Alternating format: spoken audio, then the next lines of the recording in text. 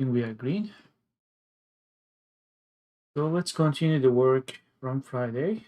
I was working on depletion for the water content compost units, and we've been working on this equation here.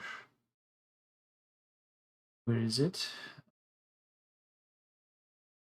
These two, yes.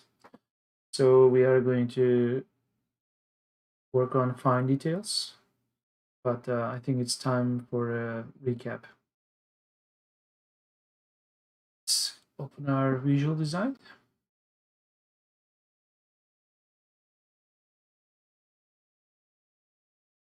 Let's see.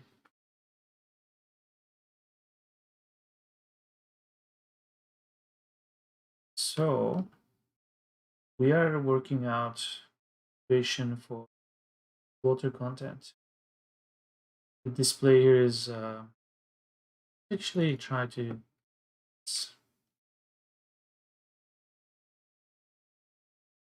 paste it there. This color, copy this part, group part. Was it Control Alt C? Okay. Okay.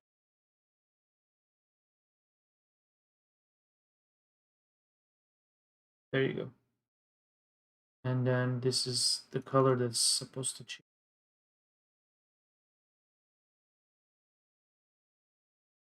Using this, is updated. We want to actually stick this in. It's the wrong copy group. I don't want to. I see. I cannot paste this. Well, I can actually.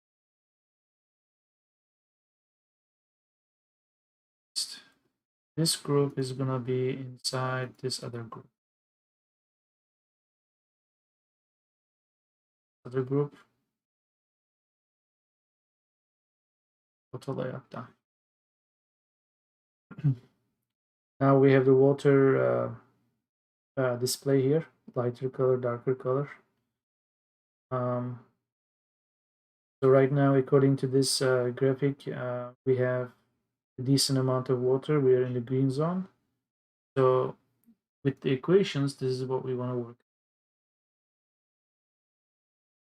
This is the recap part. So when we add some green and brown material, we'll measure it by volume. Say this compost unit is going to take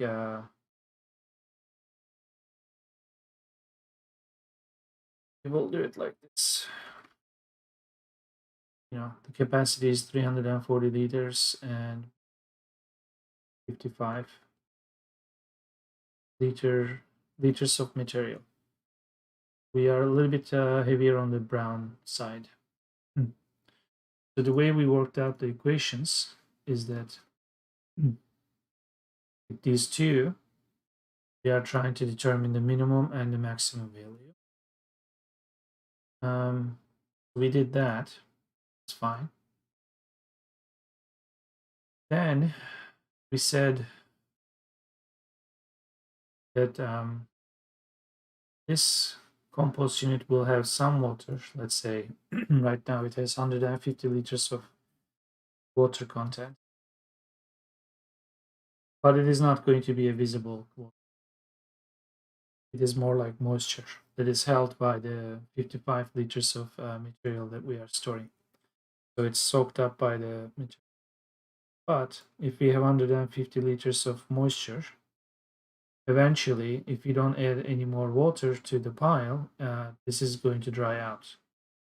This equation is displaying the drying out rate for the condition. Now with the blue line or the curve,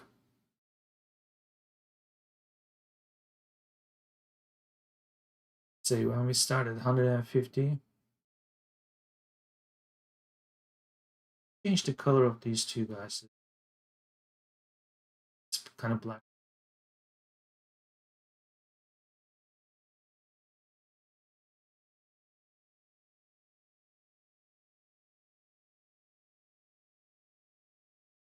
So what did we do here? Say 100 was the bare minimum. I think so. Yeah, 100 is here. 125 will be, which means which means we're actually looking at 125. Let's recap. So in approximately 39, 40, we are entering the red danger zone here. That is 200 and 100 is essentially 200, 200. Sorry, 200 here, 100 here, 125, 175. As we are approaching 125, we are actually getting. So we are going to be around 125, sort of the beginning of danger zone in 40 hours. With the purple line. With this, takes fewer hours to get, because as you can see, the depletion is fast to curve. So that's what we were trying to pick here. Between these two equations, we'll make a choice. And also recap from Friday. This Q is the depletion rate. So to get to the Q value, we use some fancy equations to calculate or to take into account the wind speed, the surface area of this compost, the temperature, air pressure, that sort of stuff. There's quite a bit of calculation here. Get to depletion rate. Also, we have to take into account the possibility of rain. I think that's where we stopped, because if it rains, then we have a bit of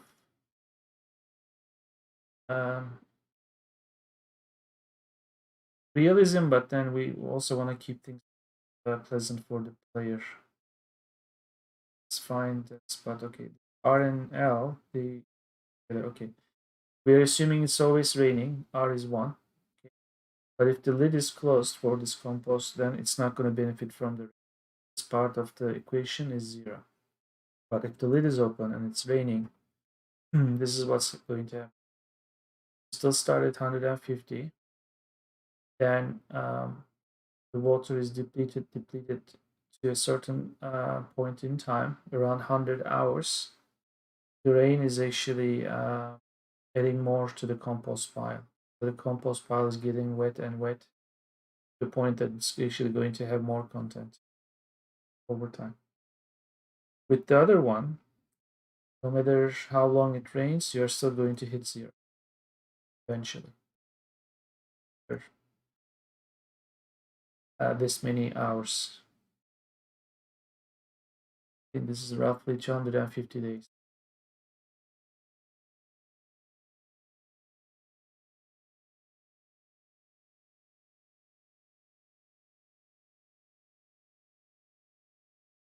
So the way I want to fine-tune this equation is such that I believe in normal real-life situation or a compost pile that we try to simulate into measurements here, that you need to keep it moist maybe every other day, if not every like second day.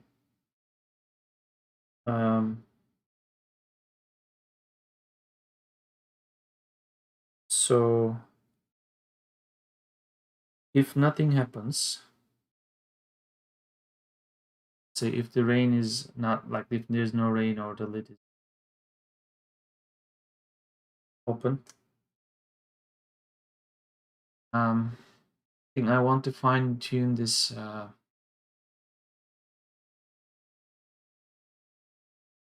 this equation or this curve so that get to this 125 area or the level in around 72 days. Right now, in 72 days or 72 hours, we are below the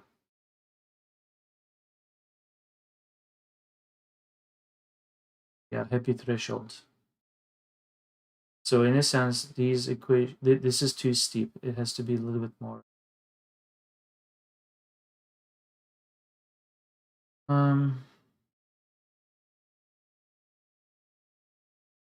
I also think we should maybe change the way we are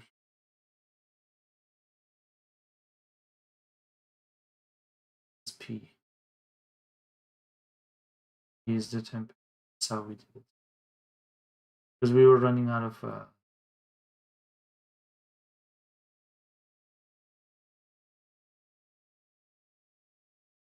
now we actually did take P as air temperature. And then -5 is the water temperature. It's kind of like equation worked. But in this case, what this is supposed to be is the temperature of the compost. Let's see if there's any more place here where we are.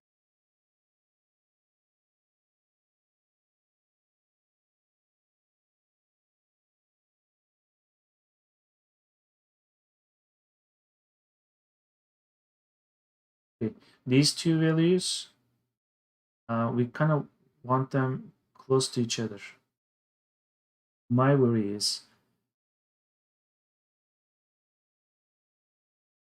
because I kind of hard coded this part here.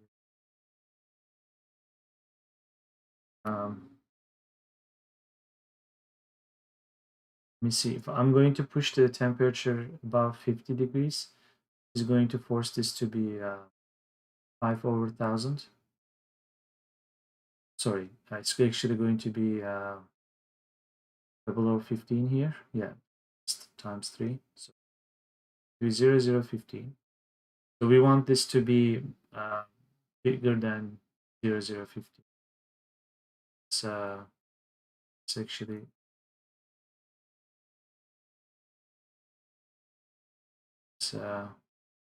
this got worse actually. 0, 0, 15. That's too high. This is too high. Then the depletion is really. That's why you have a steeper curve.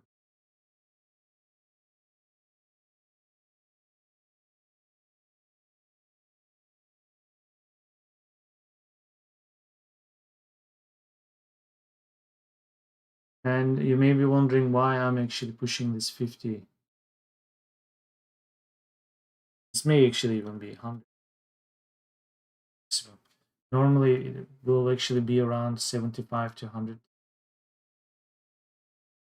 It's even worse.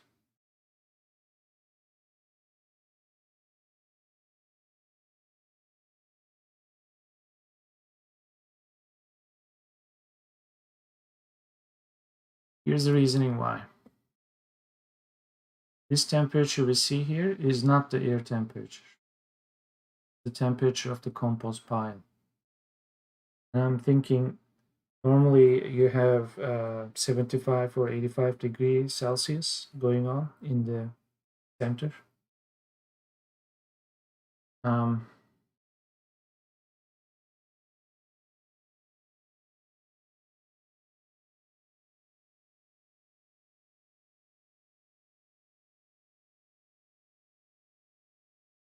Maybe we'll remove this because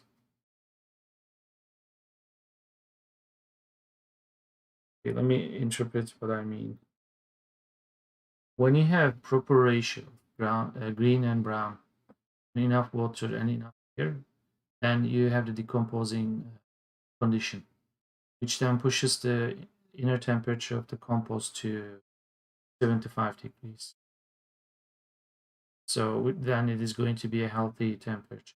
But my thinking is, if it gets hotter, then you're actually evaporating water faster. Means you have to compensate for water. So we cannot just take into account the air temperature. That's what we did so far, plus the air temperature. 25 degrees, makes sense. But as things start to decompose and the inside temperature is increasing, therefore the water is heated faster.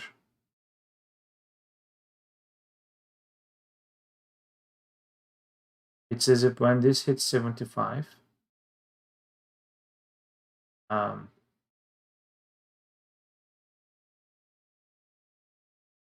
suppose you have to keep watering it every day, but which is kind of unrealistic. It's as if every half an hour you have to water it, otherwise go right below 120. Not good.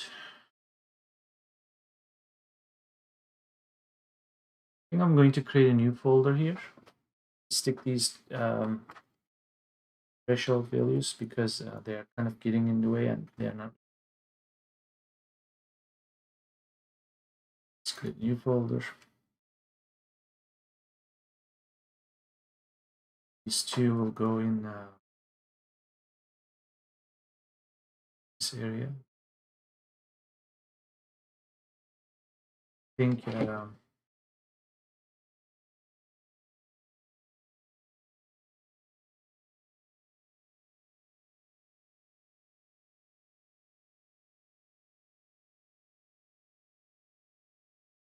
think this is labeled wrong. This is why I get this is the minimum. Um, when we talk about 125, that's like the 25% more than the minimum. And we actually label this as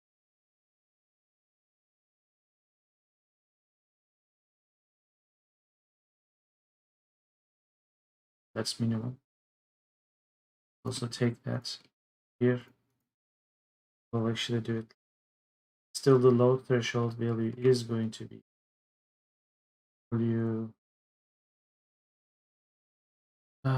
this going to be minimum times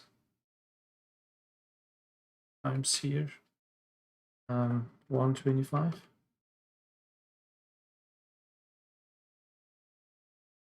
Wmin is a function. Yes, it is not a constant. It could actually be a constant, right? But we want to actually keep this area, right?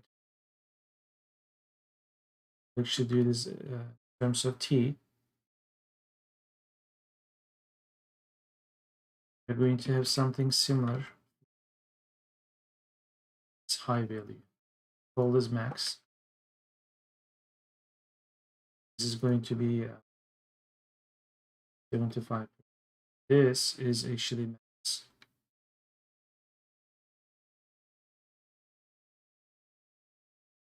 That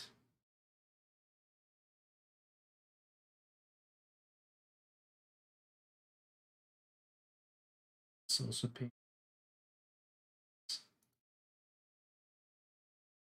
I think this is kind of wrong. It should have been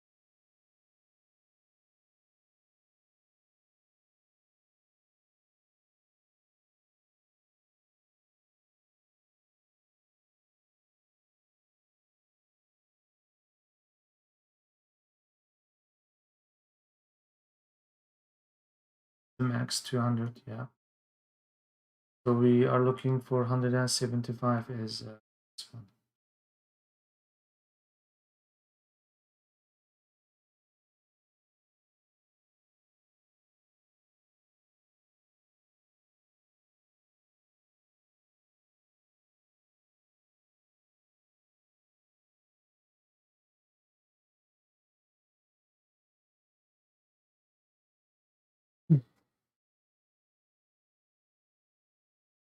Somewhere.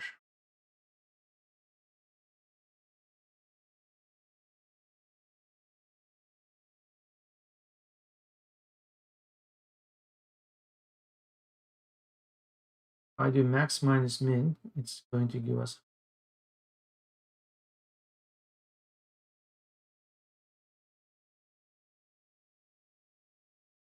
scribble.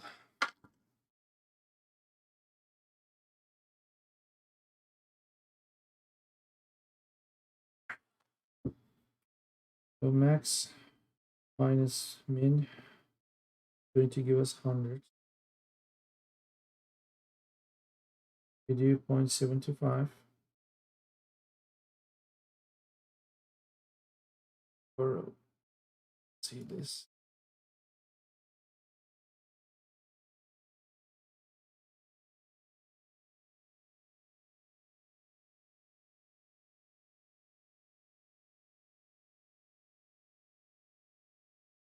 Here you go. Just wanna see if I'm doing the math correct.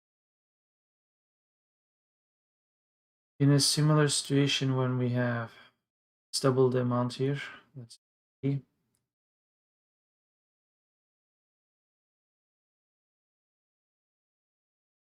Okay, minimum should be 200. Maximum should be 400. Did that equation wise. XP plus G over 2.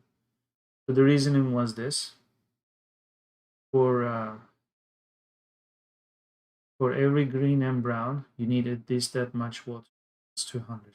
But then for every brown, you kind of double the need. So you need 240 more. So that actually pushes your requirement to 440. But then for every green, you are adding half the amount of water. So that takes away 40. So you're at. And then the way we are now doing so this is like it's 400 and 200 is basically this part. Now with the low and high, we are actually doing this. They will actually be calculated dynamically in the component. But here we have to do. Now, as we change our material composition, thresholds are updated. Now I can actually. Okay. Now let's go back to the recent temperature. I mean, I may even actually take some of these out too, reasons, but when the temperature was 25, is 25. Right now, we are actually kind of hard coding this 150. If you already have 150, you're already in trouble, or even like below the minimum. So we'll just assume we are starting in the most ideal case. So we can actually, doesn't matter.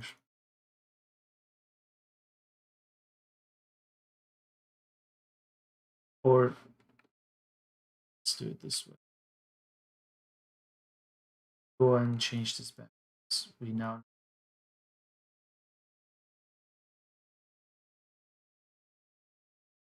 zoom in. Good.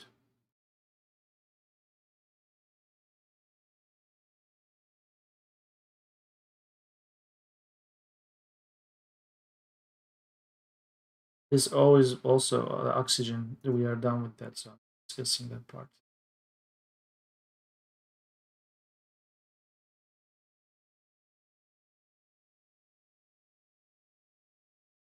So far, so good.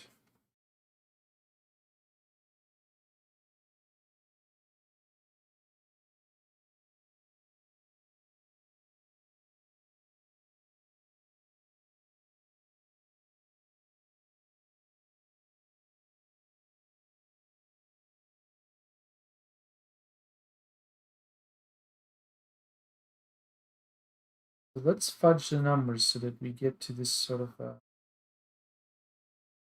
under than 25 value. We should hit this red when it is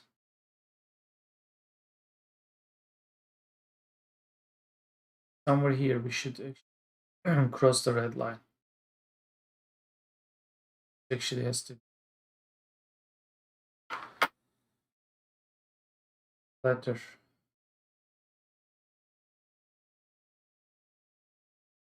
The way we can do that is this Q is still too high. The fact that Q is high can be attributed to three different factors. U, S,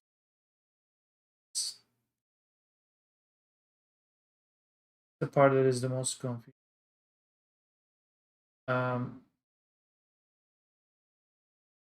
The U part here is taking into account wind speed. So the way that works is the wind speed is increasing. Of course, there's more evaporation, which means the water will be depleted faster. So that actually checks out.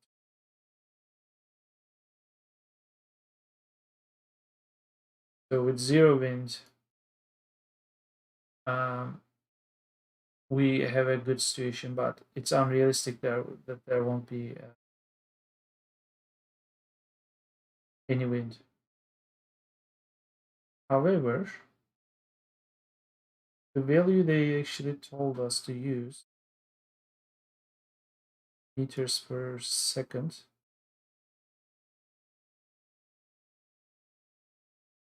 that might actually be too high on an average day.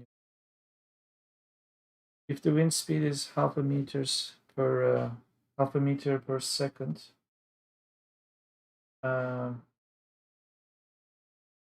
is a minute, another 60 is hour. So essentially,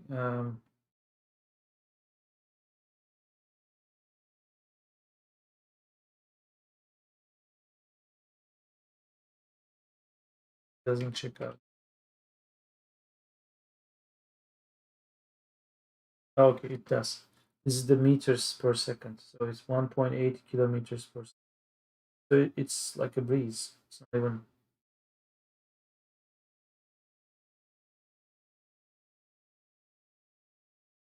barely there.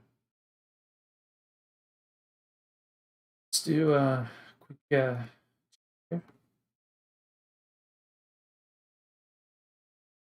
Per hour. We have wind speed like this today, so which is 14,000 meters per hour. Per minute, we have this many meters.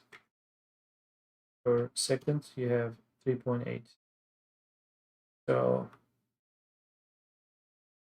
that number will actually be way bigger than 0. Let's make it kind of,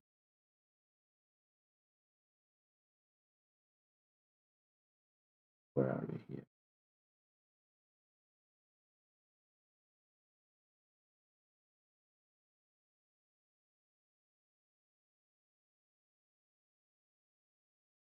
So the situation is under normal circumstances worse than I had imagined.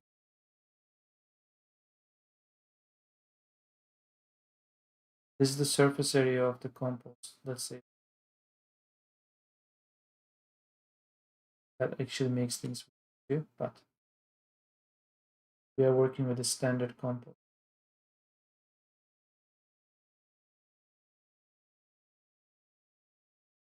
And we'll assume this P is actually the compost temperature.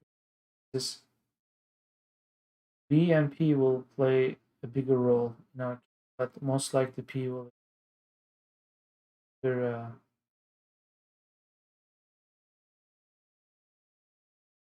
okay, so far we took care of U because as B is increased, when this used to be 34.5, now it's maybe 3 times bigger. 3 times bigger is just 3 times. Um,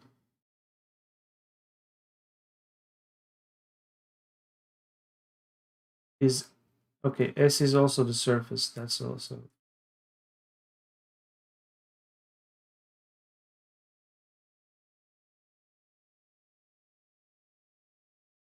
I'm going to move this P there so that we actually some.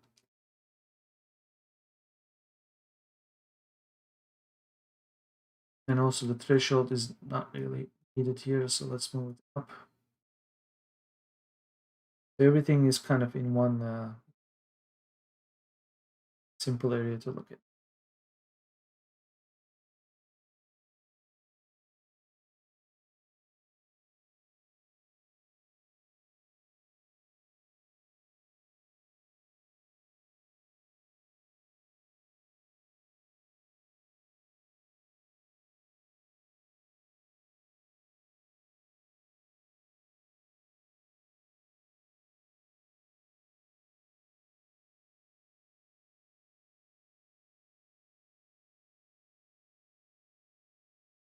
Let's see.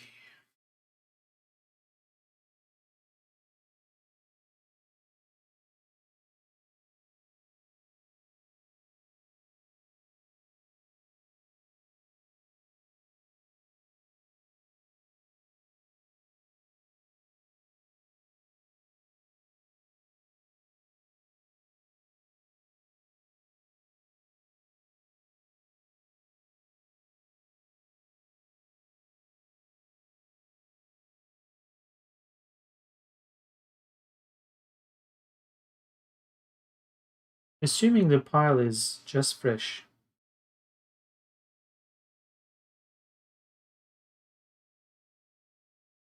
you know,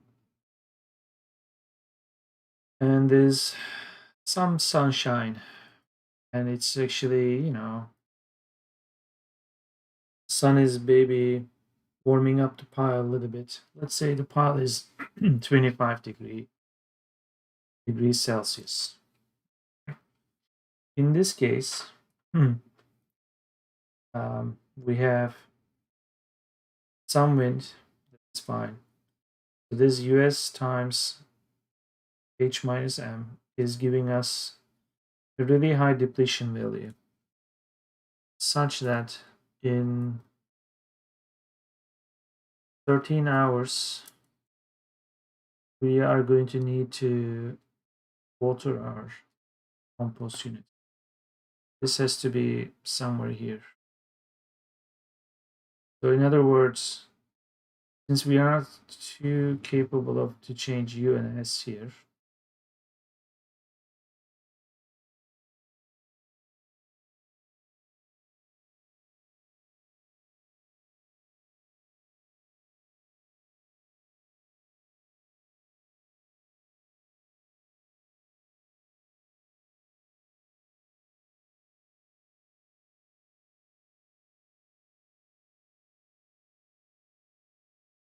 okay, maybe I can actually compromise it this way.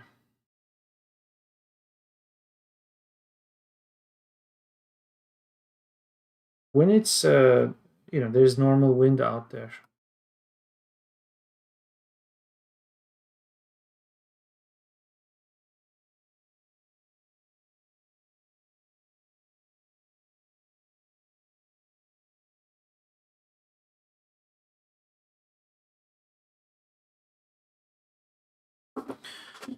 Let's ask a very basic question. How often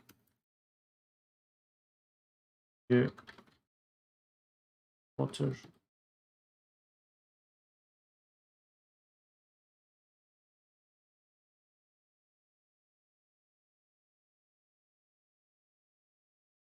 That's what I keep hearing. Just keep it moist. But maybe I should just read some anecdotal evidence.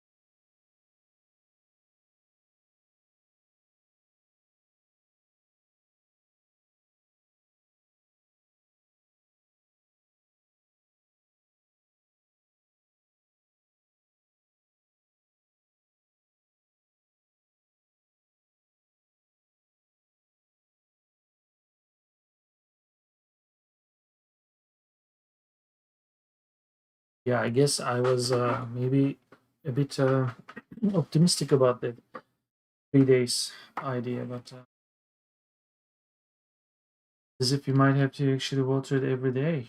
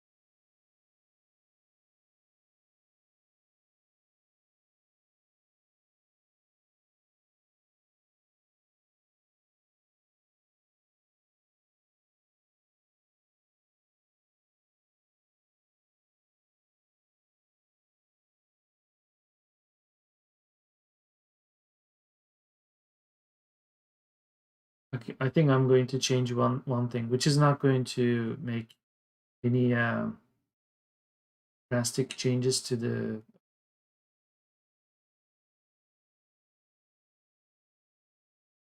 steepness, but this starting point is way too high, and perhaps the way we are doing this threshold here is too high. I think when these guys say your compost should be made up of 60 to 40 to 60% water, we'll just say so per volume.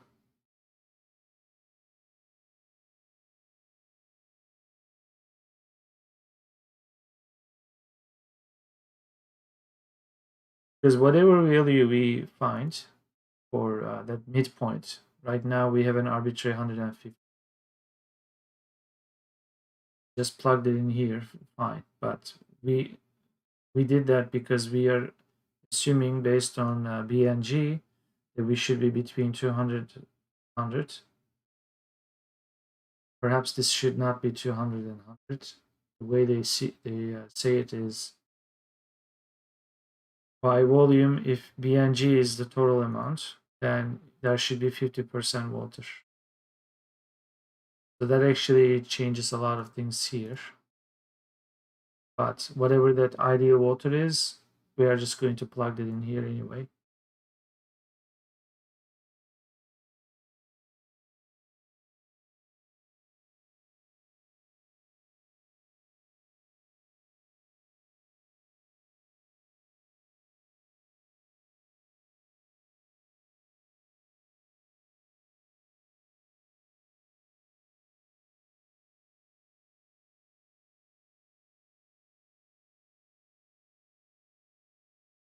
Because,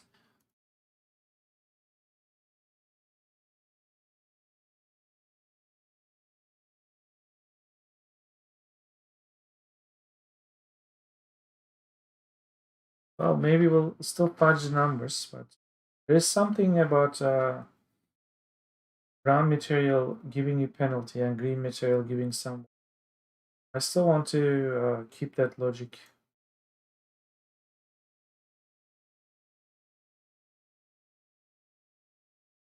Perhaps the ratio is too high.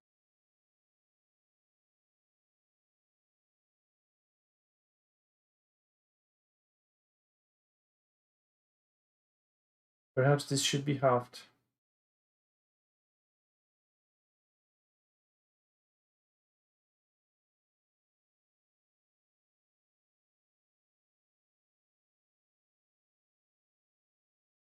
Should be halved. Should be at least 50.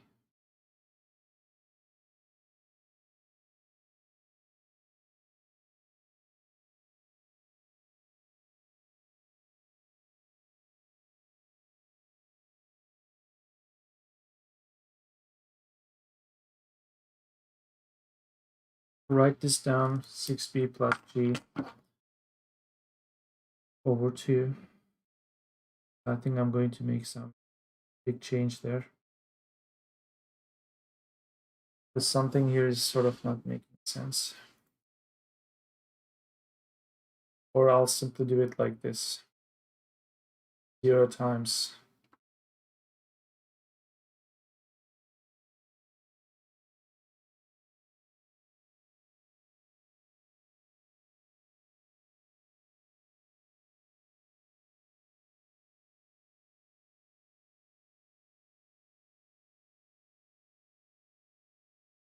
so we know b plus g is 100, so this is 50, 200.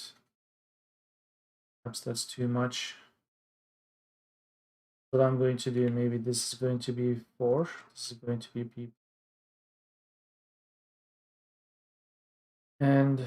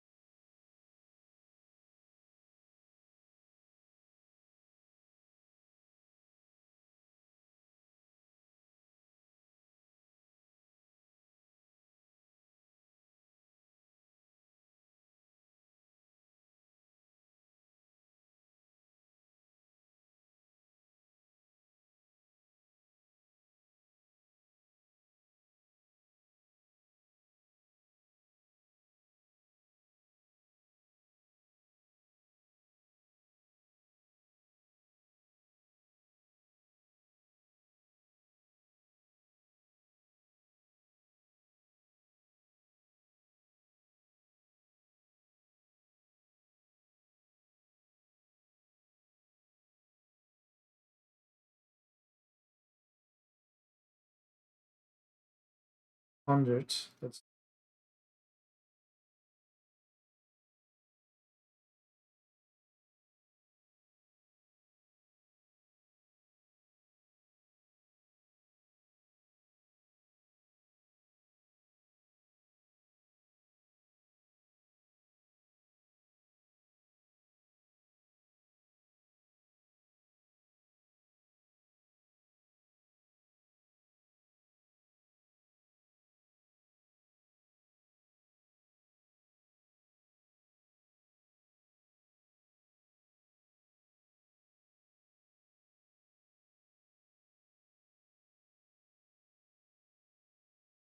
$50. Perfect.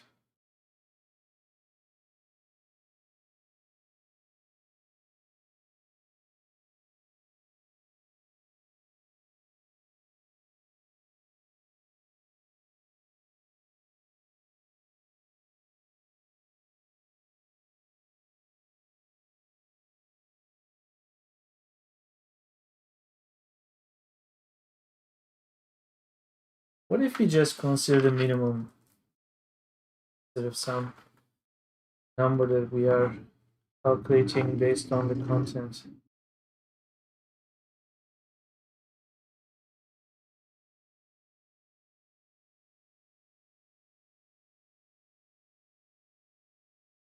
Because it's dry, meaning if it's below a certain level of moisture, it's dry anyway. What difference does it make how close it is to 0? If the happy number is 125 and below that is going to be dry, does it matter if it's 50, 25? It's still below 125. But does it sound like Does it sound more problematic when we have like really moist compost pile? So that when you are above the high threshold,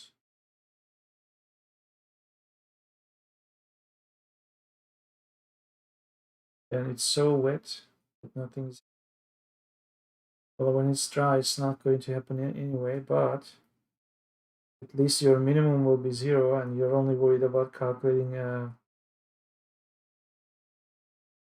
maximum case. What if we consider it as minimum is just zero? Just fake it by doing it this way.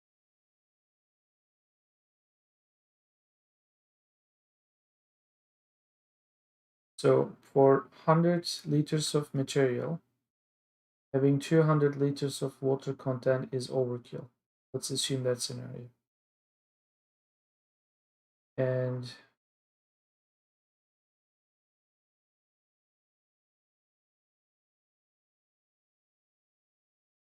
in that case,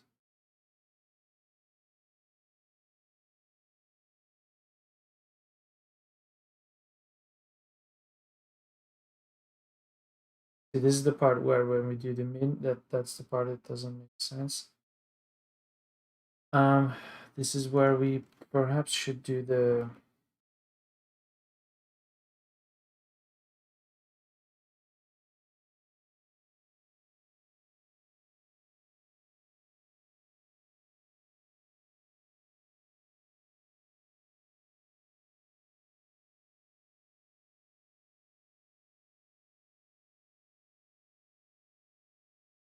okay.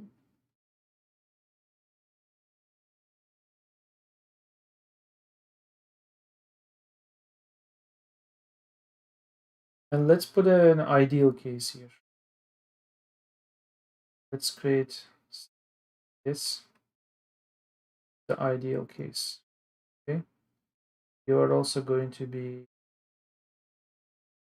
red. Why not? See the ideal case. Ideal case is going to be,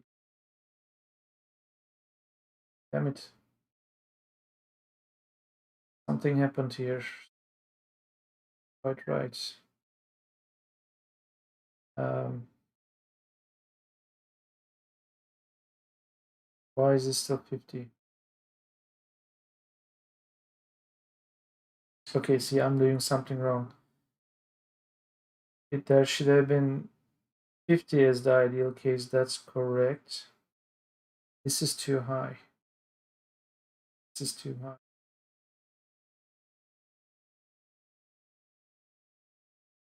Yes, that makes much more sense. Okay.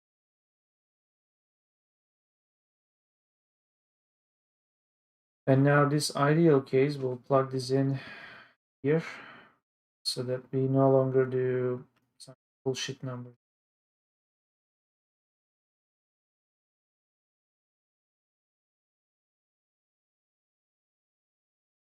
But as I was saying earlier, none of this work is changing the fact that we want to get this a bit flatter. Although we are now finding out more real life cases that you might have to water your comp more frequently than I had thought.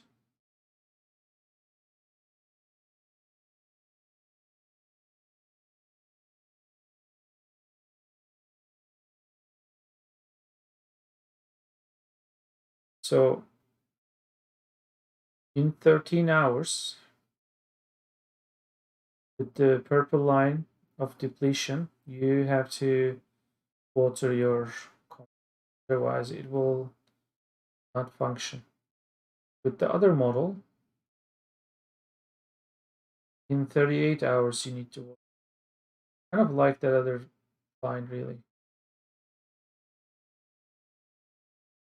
from gameplay perspective. Because I don't want to ask the player to water their compost every half a day. Wake up, you water it, you go to bed, you forget, you're fucked overnight.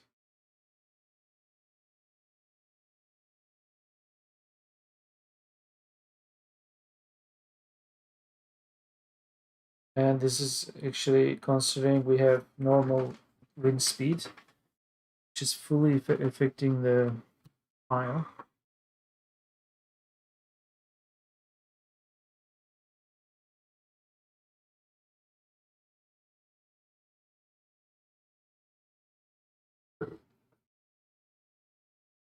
This is the part that's concerning me.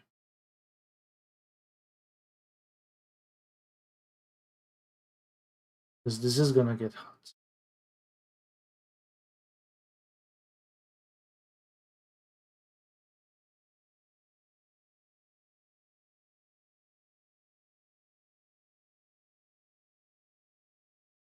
I want to look at the equation again, at Mollier diagram.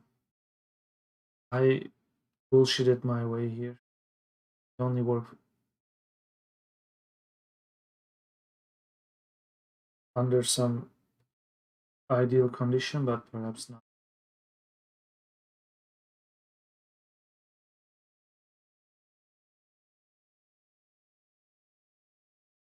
So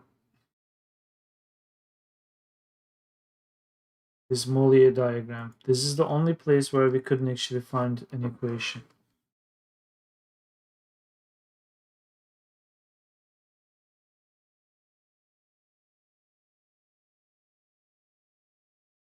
That's fine. Not really helping. This is the diagram that I'm talking.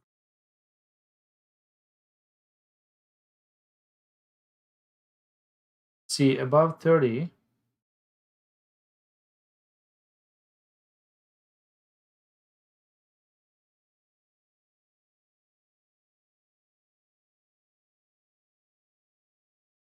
okay, a quick recap of what this diagram means.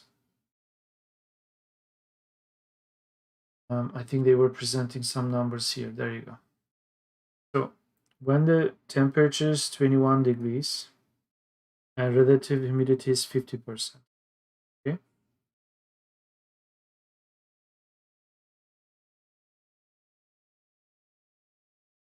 I believe this line is still followed here, so that the enthalpy of the moist air is approximately 40 kilojoules per kilogram. So in this curve, you look for 40 kilojoules per kilogram, okay? And this actually has a diagonal line here. Now, when you are going along this diagonal line, you have to look for the temperature coming from the left, 21. As soon as this diagonal is matching the temperature, then you go up this blue line. That actually gives you uh, this M value that we are seeking. Now, I tried to kind of hard code it because it looked like it was the increments in 0005, but I tried to really bullshit my way there. Because the way I did it was, if it was between take this here, so if it's between 0 degrees and 15 degrees, I'm taking it as 0005. 0 degrees, 15 degrees, I'm taking it as, perhaps I should take. And then between 15 and 30, I'm taking it as 0010. Maybe I should also take that as half. It's like 0075. Either way, this is actually a very rough to round it down or up. Problem starts when temperature goes up, which means this goes up, gets into here, H gets high quickly, but M doesn't get high that quickly. Perhaps it should. Because here's actually what's happening. As the temperature is rising, and here's a case.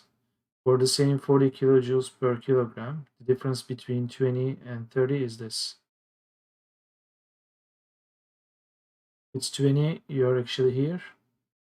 It's 30, it's actually here. The big difference.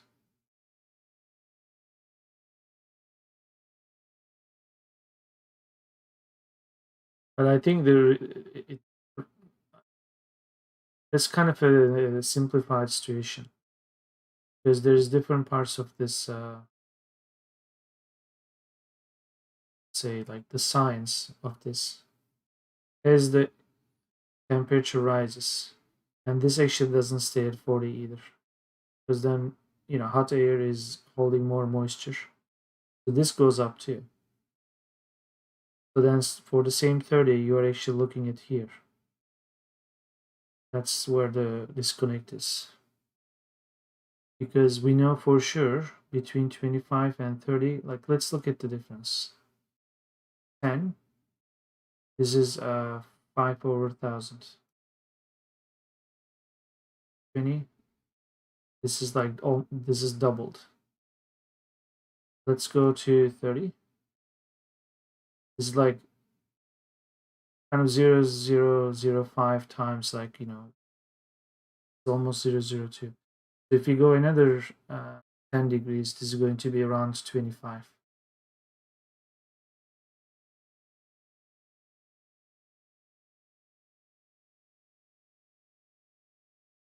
Did I do that all?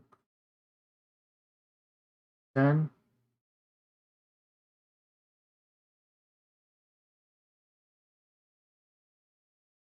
Well, it's actually not a linear thing, quadratic here.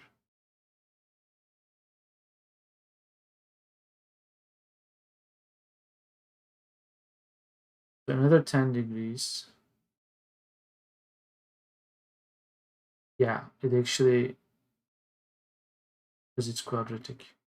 So yeah, this is actually increasing drastically faster than,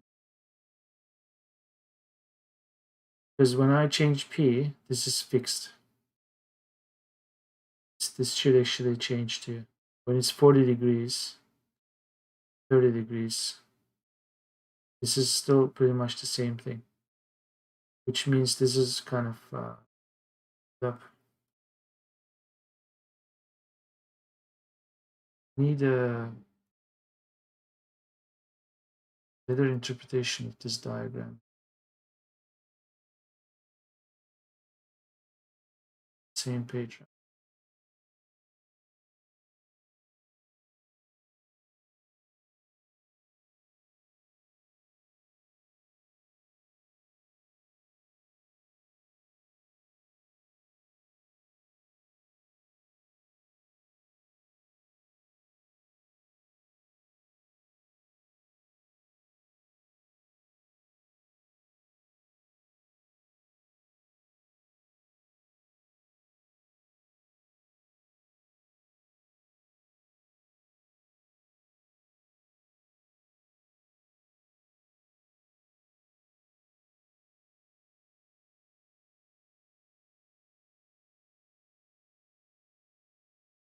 Right there.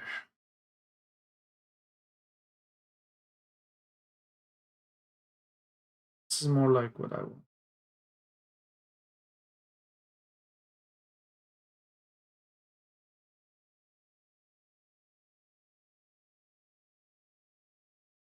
Maybe I missed those lines there. 50, 60 relative humidity. Did I really miss that? I think that what this is, this that what that row is here. Row. I see.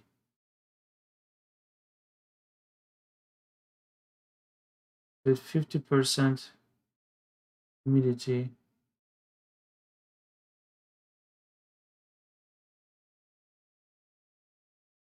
But anywhere here it's 50. Let's see, 50%. Get to 21. It's here. Let's see. So it's sort of 0.075, which is here. So okay, 0.0.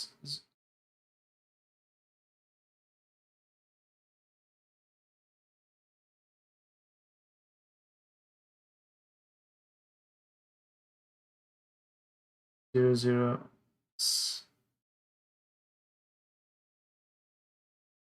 Okay, 0, 0, 0, 75 or 6. Okay, this checks out. I was doing one decimal.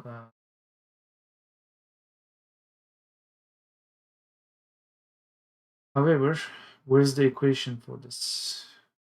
Because how can we make any sense of a diagram?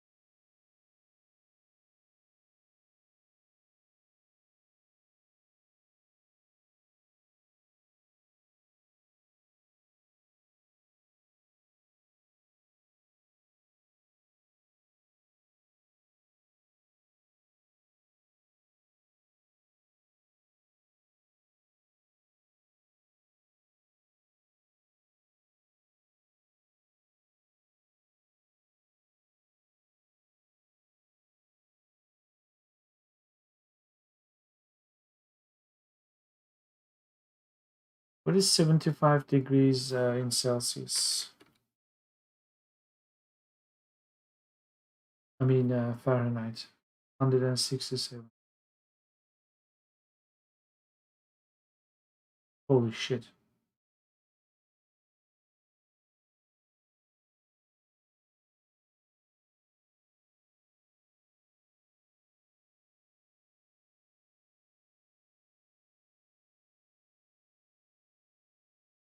Okay, let's go with that other simple case here we were seeing. 21 degrees, 50%. 70.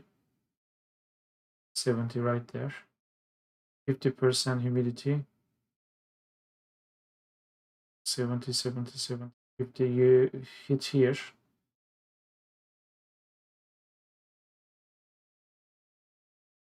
Humidity ratio, grains of moisture per pound of dry air. So this number we see here, sort of 53, 54.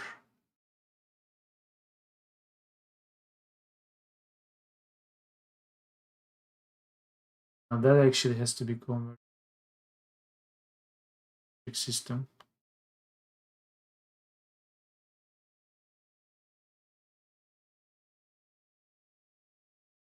For this number that I'm getting here, that actually has to be this number because they did it by pound.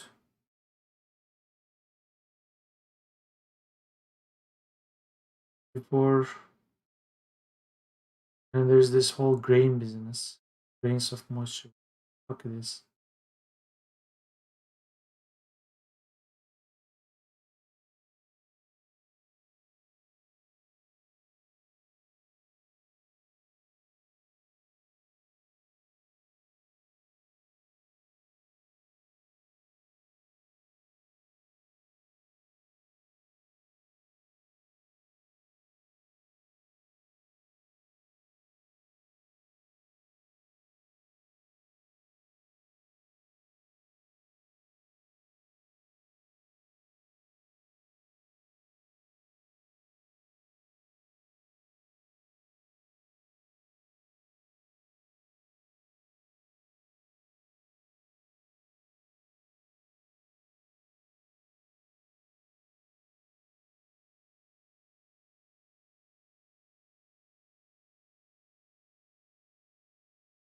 Mollier diagram equation.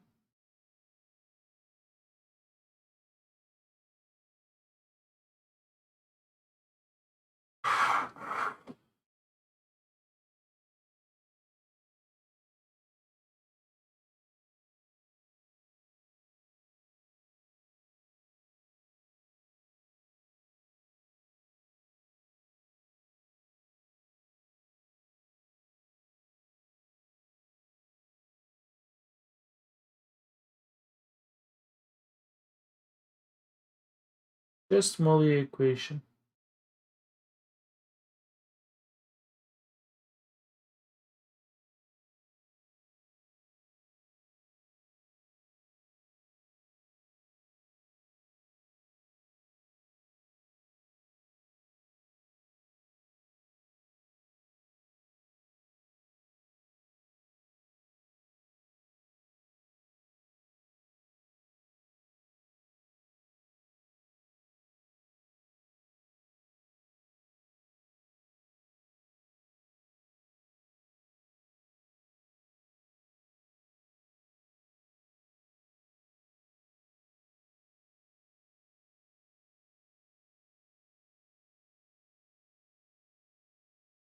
Let's say it's standard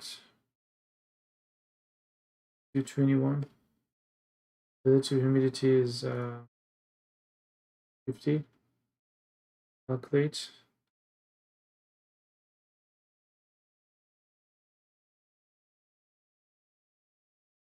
Somewhere here we want to get certain result that actually reads as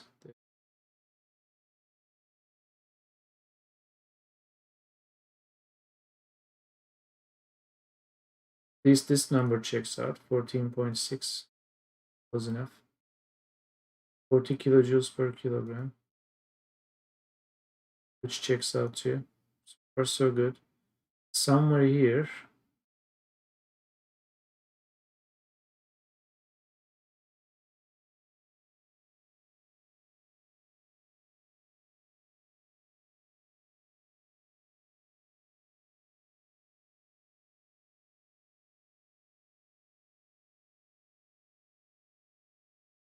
we need to get that 0076.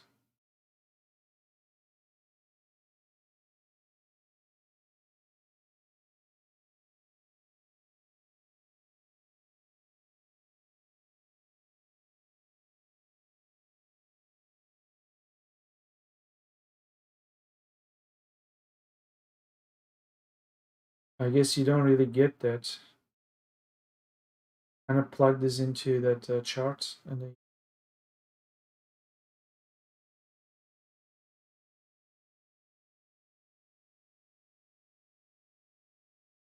the problem, right?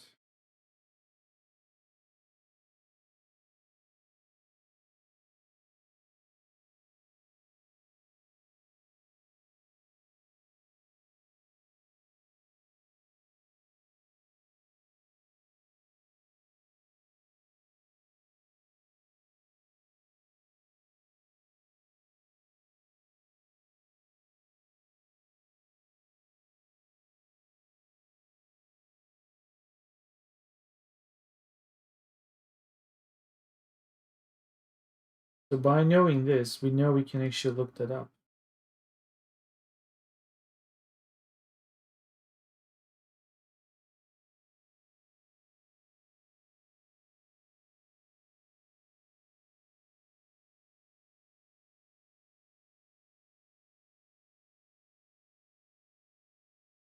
Only a diagram calculator.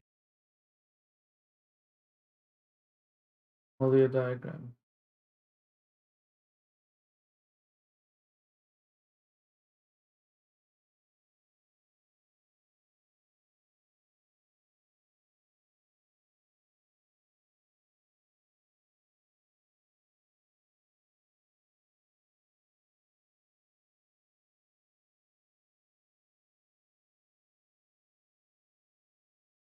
The relative humidity, okay, percent.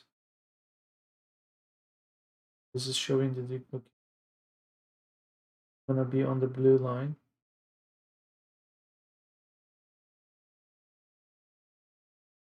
So we are here. 106.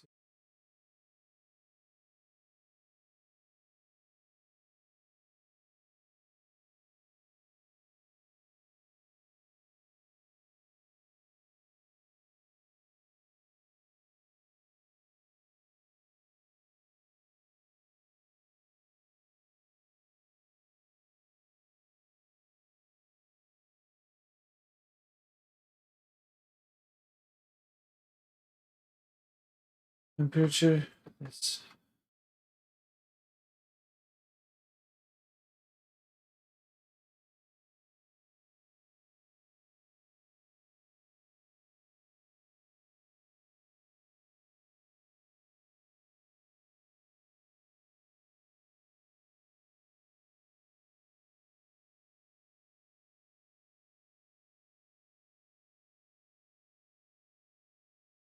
imagine we did this and draw a line. Why did I even do that?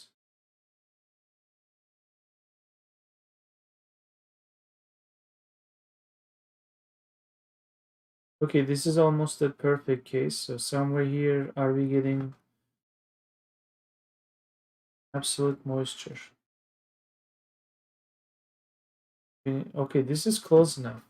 Okay, gram over kilogram. If you want to convert this to kilogram over kilogram, then you divide this by 1000, which is sort of like 7.6 here if you multiply this. 7.6 gram over kilogram. So this actually gives, okay, this is that too. Okay, we are onto something. This is gram over kilogram. So we have to divide this by 1000, which actually gives us this. You plug in here instead of doing this bullshit. Okay, we are onto something. We need to figure out how this calculator works to get us this value. Because this, in this example 20, 7255, 726.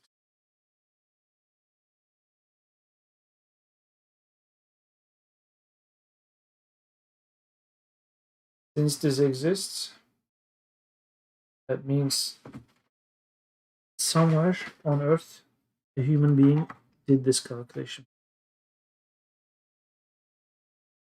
Maybe it's actually done on the client side with JavaScript. Who knows?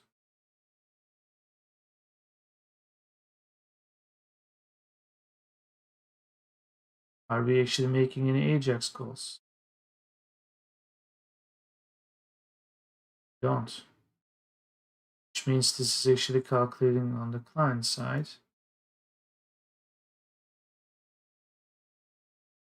Somewhere here, we actually have scripts.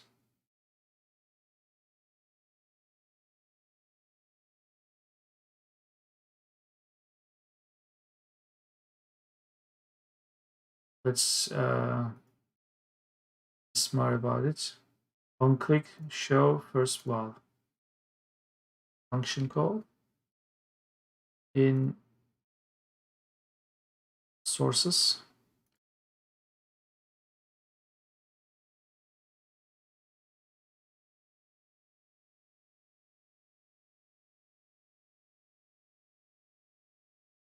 See the scripts.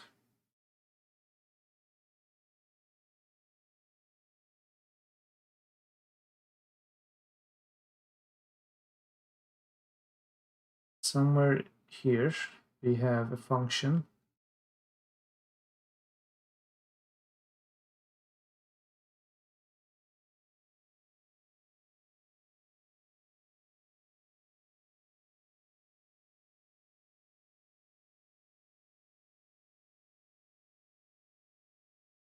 Let me refresh just in case scripts.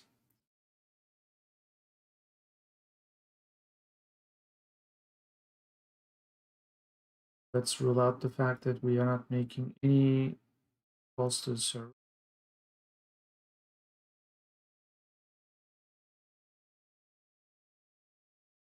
We just actually had this.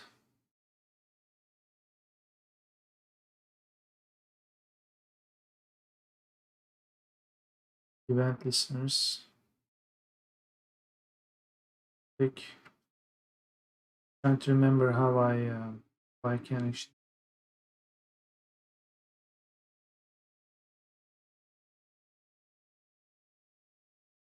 this. Is it maybe embedded into the page? It is. Holy shit. Okay, it's part of the index page script file, which actually could be. Let's see. I it's not gonna let. This is good enough, I suppose. Let's do this. Okay, so these are the values. Using these values, doing something. Calculation of CPU function. Absolute moisture, that's what we are after. Stick you back in here. Okay.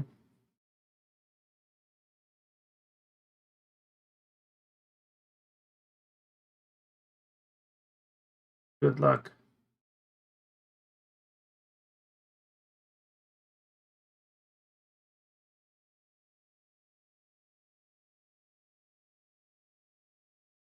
This sounds like dew point. What we are after is the absolute moisture. AM.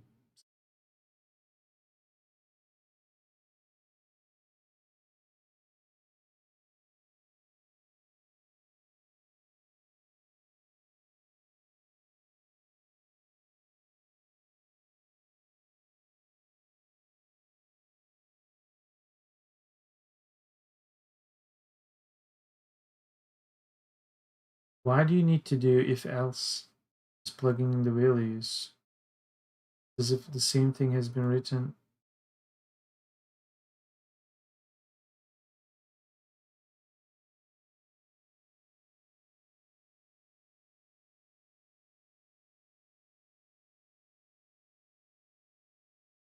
So here's a trick. CL list value. Okay, IDX is actually is written. So this is a calculation of X is the absolute moisture. Very descriptive variable names. Some constant. The 66220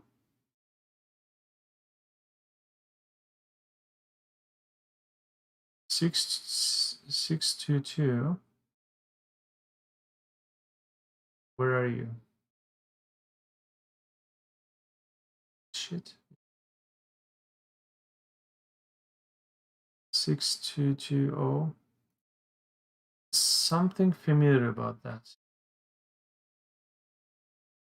Anyway, times xyz. I have no idea what that xyz is. 100 over pt. pt is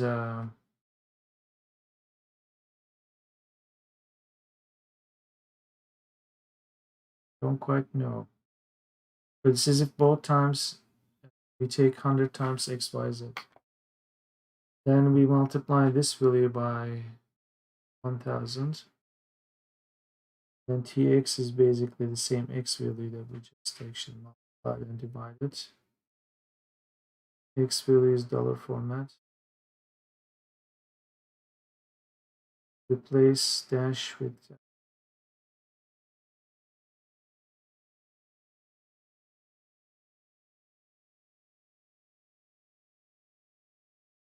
okay, this is just started, but anyway. XYZ is value tn. Value tn is divided.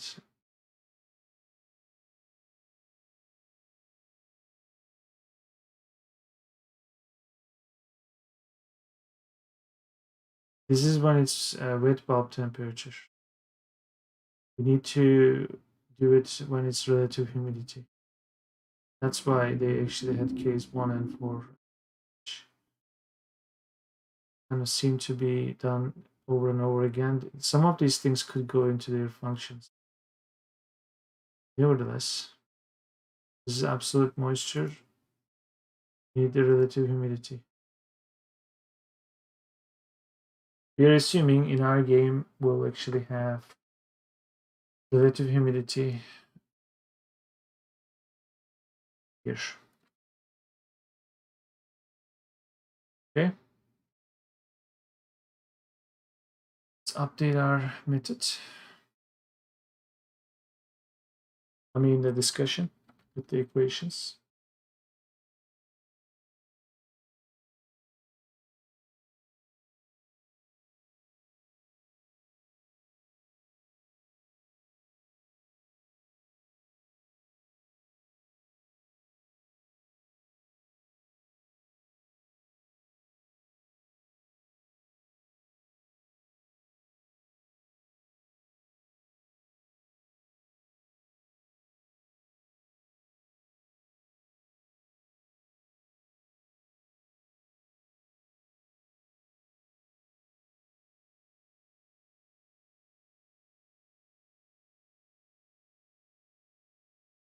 Okay, case 1.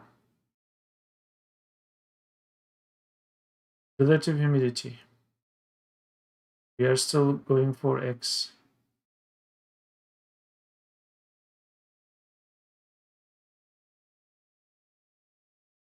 Just similar shit.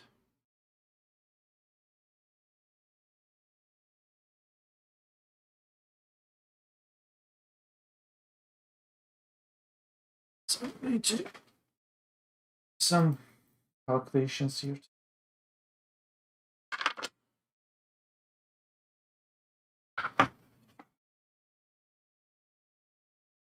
So what is V? V is value RV, relative humidity, I suppose, 400. So when this is 50, so it's 0.05. Sorry, 0.5. So V is 0.5. Okay, that's what we have so far.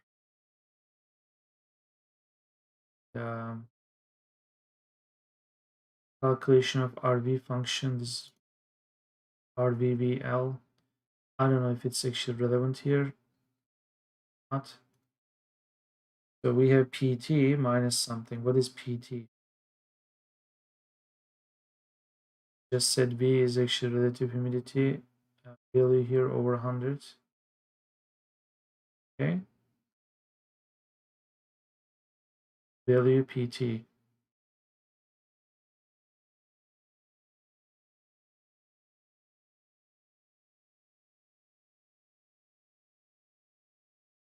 Val X.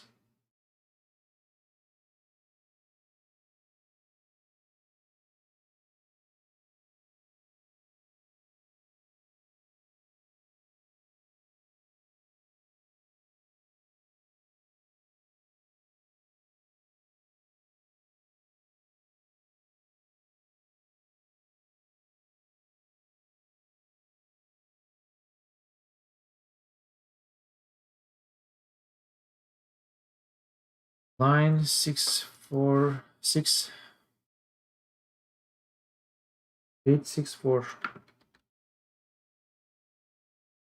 Trying to find P. PT is val PT. What is val PT? Val PT is PT is then PT. What is PT? PT is remove exponential something. PT. Why are you removing XP from? Does it even do? PT is passed, which is string. Index of E. Okay, so it's actually returning the exponent or getting rid of the exponent.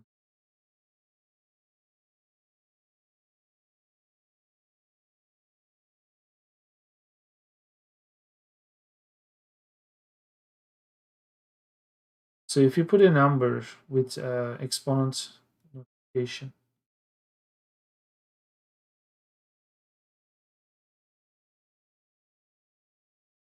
is taking into account, I see the beginning part, which is sort of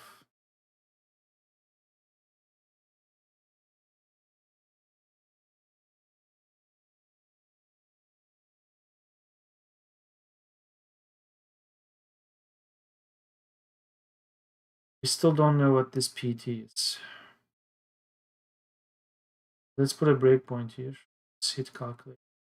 Okay. PT.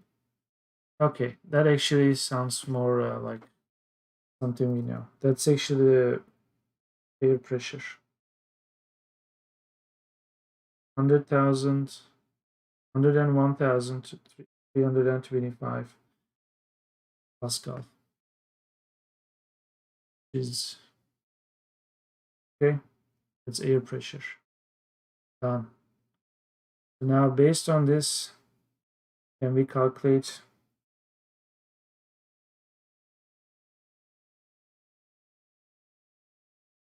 It's basically 622,0135 times 10 over minus 10 to the power 7 times B is 0.5. Okay. Actually, it's high. He just converted V to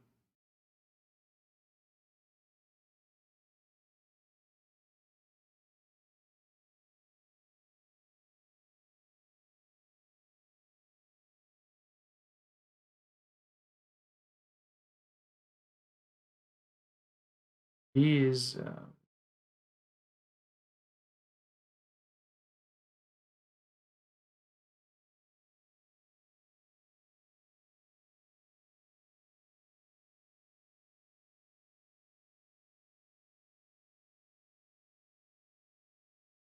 so V is the temperature in this case.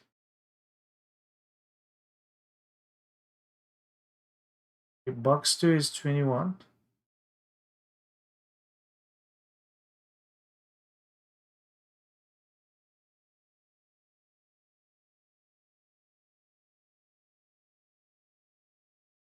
So where exactly are you getting dry bulb temperature? 21. The C5 value.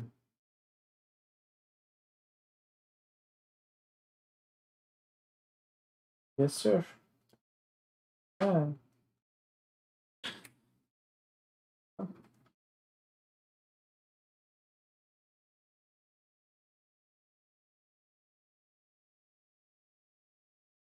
Okay, let's look at this math first, which seems a bit bizarre. Then over PT. Just said PT is what?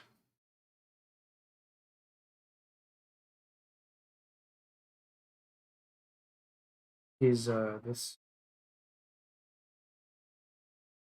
I'm running it actually. Some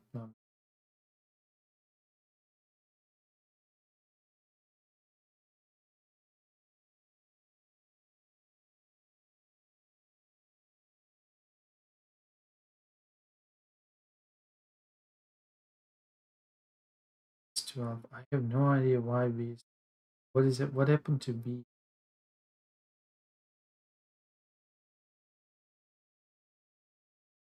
B is R print. Value RV over the value RV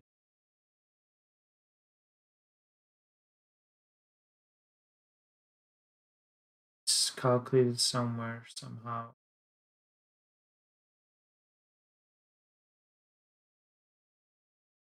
Based on this value, it actually sounds like it's vapor pressure. Millibar.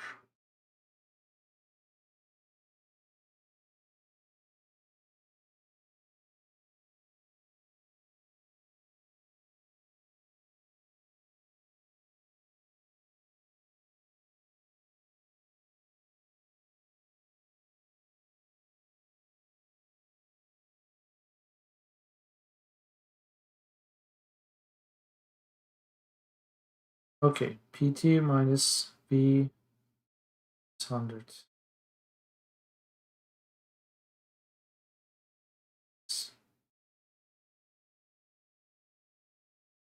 It's 50.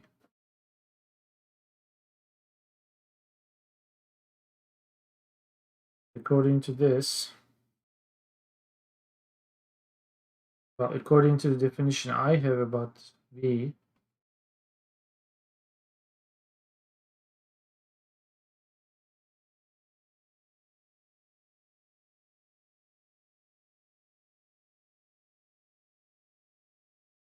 so this is what they think of V. 12.42, okay? Times something, which is 100. So it's 1242.6. 1242.6 times 0.622013.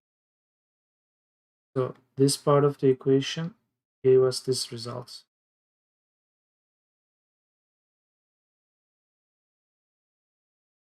The other part, PT, which is 101.325.262 minus 1,242.62. So the bottom part is this. So we'll do the reverse. Add this to the memory. Call this delete everything.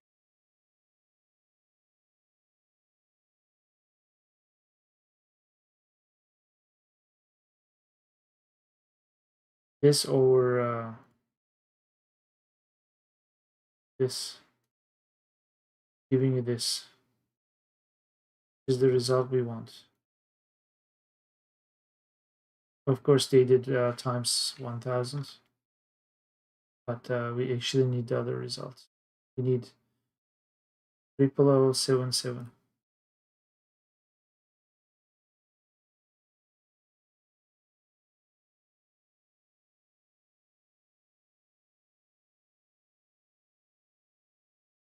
So this checks out, except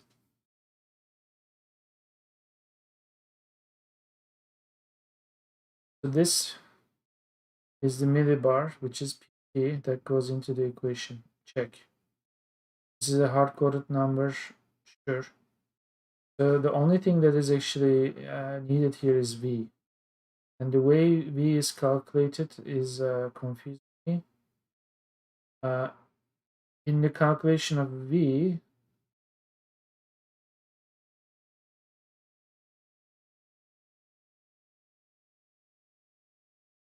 if we have this taken into account, how are these coming into play? Because in here, there is no such thing. So in the calculation of V, we should see the effect of these two. But so far, what we can see is this. It's the value RV, which then becomes V by magic of over 100. So what is value RV?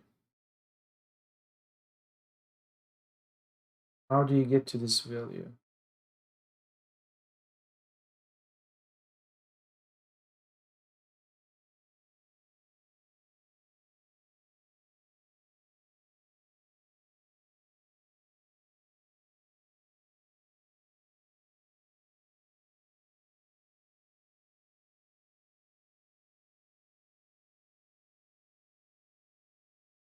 C9 over 100 times PS.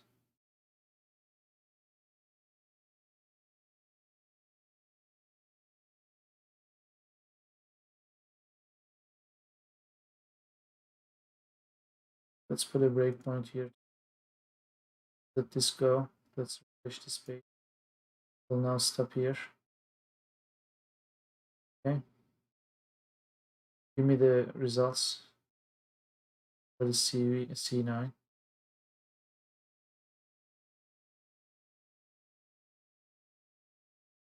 Let's just move one down.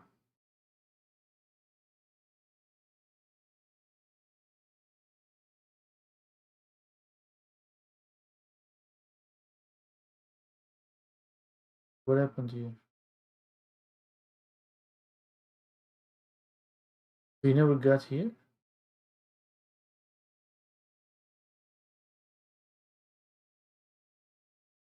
Did you stop?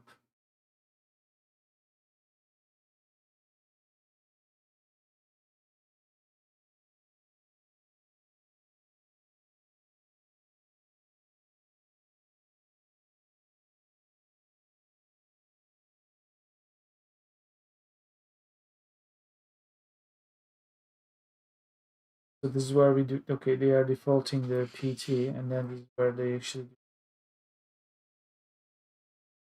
Okay, RV is basically there's some RV calculated. This C9. PD is more than 0. PS is this or this.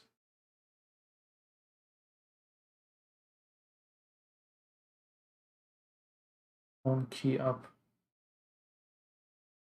Oh, I see. So it's actually getting here. There's no gap because there's no. There you go. I'll just let this go. Type one more. Okay. I'll put the breakpoint here. Let it go. So this is still unknown because it doesn't take into account this part, I bet. Yeah.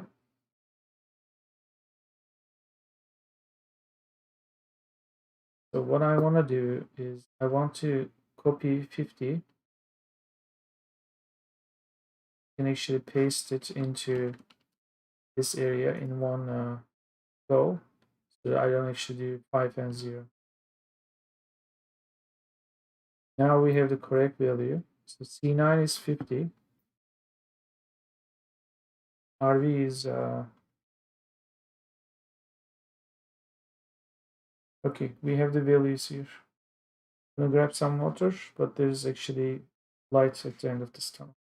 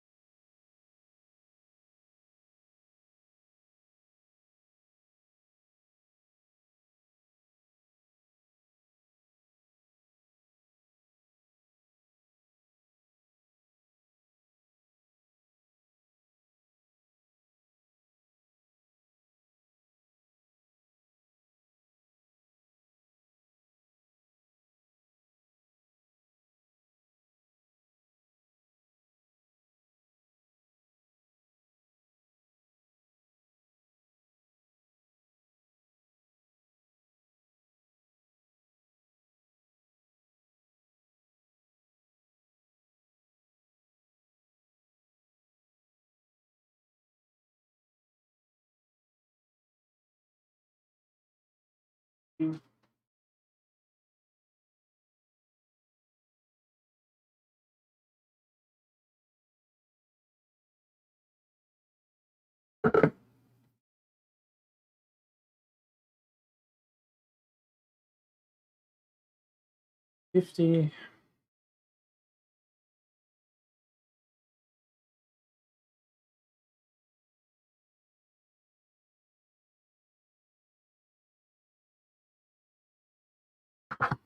So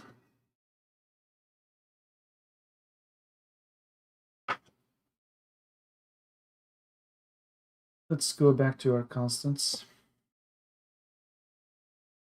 I think we are defining humidity. Okay. We need one more variable, humidity. 50. We already have defined a temperature, which is either the air temperature or the compost temperature will decide. So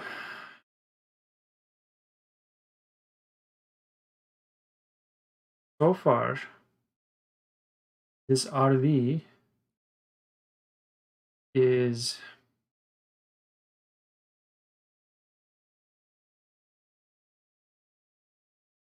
C9, which is 50 over 100. That's times PS. So what is PS now? PS is something. It's either this or that. If TD is more than 0, in this case TD is C5, and C5 is the temperature. So if it's above 0, this.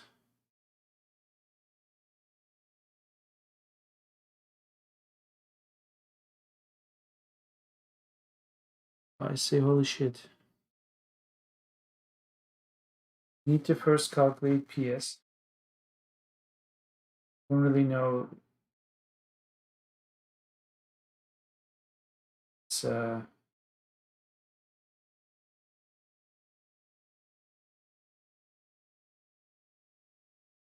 just things here don't make much sense of labeling C.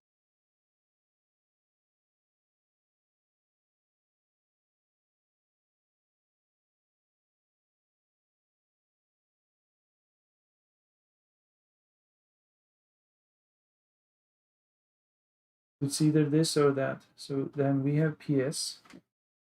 The PS defines RV. Then RV will go and then define this thing that we are trying to do.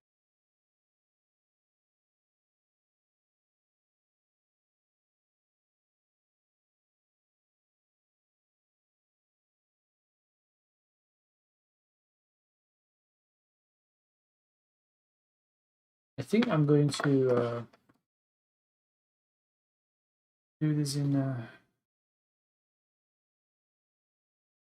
here.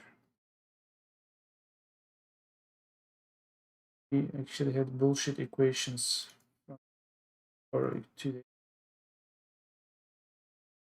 Something like this, which checked out for some of the things we give yourself.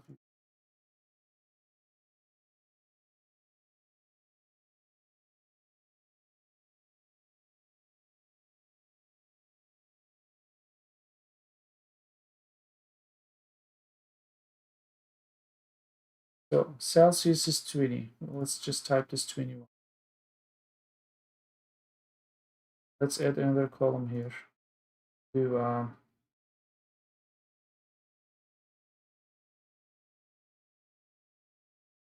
relative humidity. Okay, that's RH. We'll do it 50. According to the formula, we have a PS value, whatever. We'll actually we'll do this part first. We'll do an if and else case here. Plus 22120 times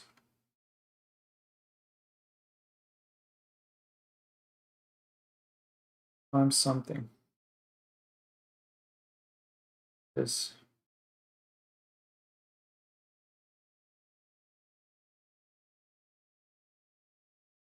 this. We cannot really hide.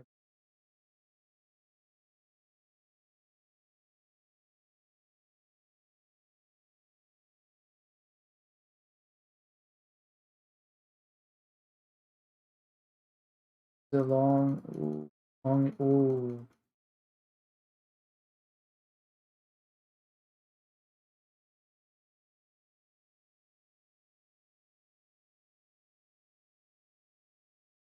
This is a long equation, man.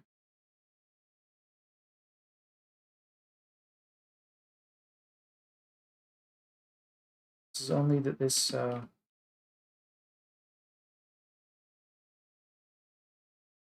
We have to break that down. Ooh. So this is actually this part. That's it.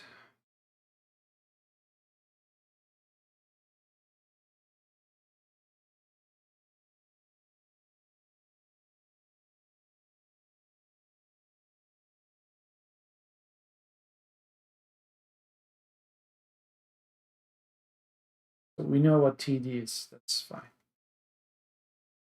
It's the list of our worries. Is there anything here that is other than TD? Looks like we have repeating values here.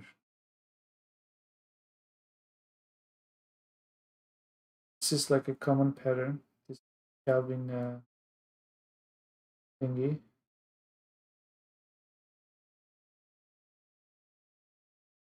So this,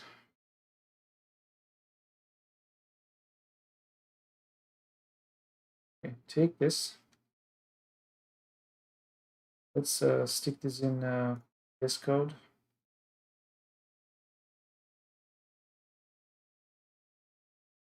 GT there. Let's create a JavaScript file. Actually going to open the workspace for Urban Farmer.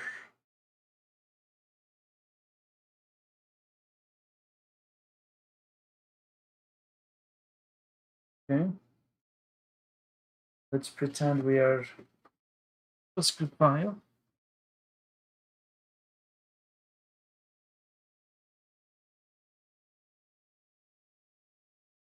Do a new file. Select the language. And it's JavaScript. This. So you can get color coding.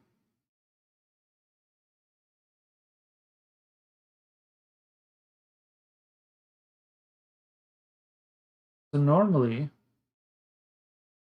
the way exponent function works in JavaScript, just as a quick reminder, in the end JavaScript, let's get some help. Say sp exponent, this one, okay, is that whatever you have between the brackets is basically e to the power 0 something. Okay, so that's that, which means this is essentially the exponent there, like the, let's do it this way. This is the thing. Okay? The thing is this. This is the same thing as thing. Can we now simplify this thing? Can actually do this. Okay, I see Calvinized.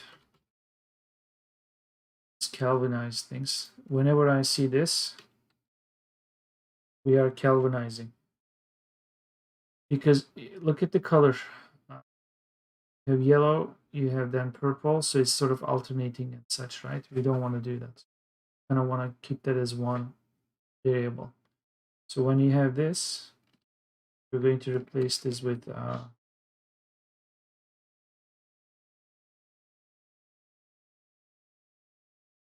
are going to take this Okay, pretty much this. I don't care. When you see this, we don't want to change. We want to change everything else here with galvanized. Okay, so we'll do replace all. Done. Oops.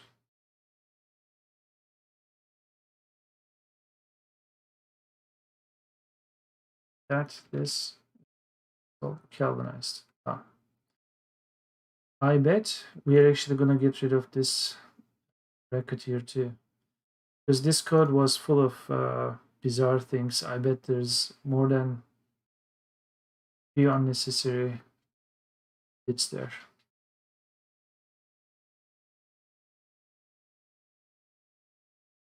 Let's see.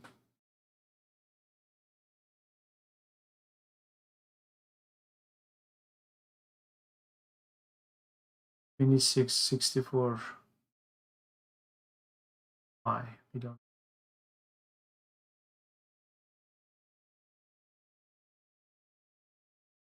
Let's introduce another variable. Let's introduce it as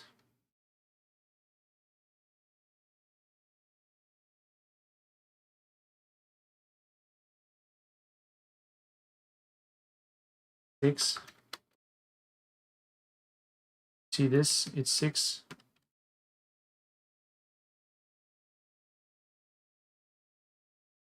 Okay. See this? Replace this with 6. It's not making much difference, but trust me, it will in the end. Trying to see a pattern where I can break this down.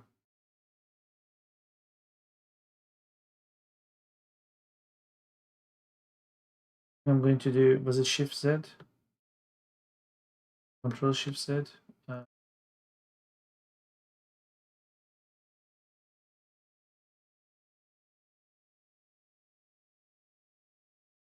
Alt Z.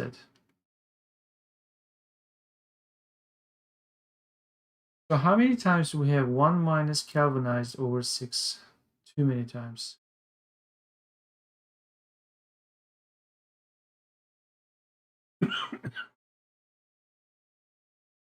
We will also need, we'll call this poor Kelvin, because galvanized is divided into 6 pieces, and then you are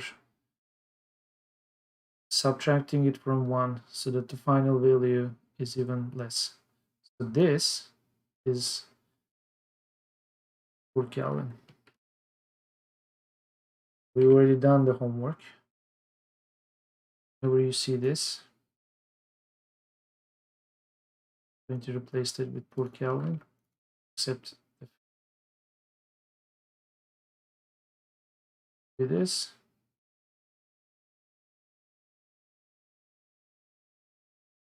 We are getting somewhere.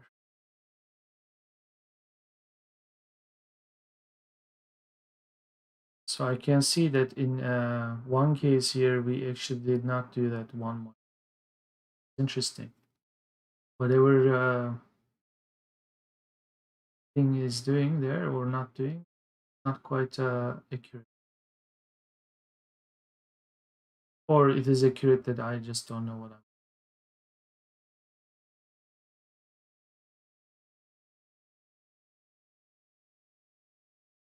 But here's where we can go with this. Here's one expression that is going to be calculated, then minus this part is going to be a separate part, minus this part is going to be plus some other part is going to be minus another part will be calculated, but this is actually all part of the same calculation. So we can actually quantify this or break it down. Part 1 is this part. Because of the rule how location and the order of operators. Part 1. Okay. Part 2. They liked it so much, they had a sequel.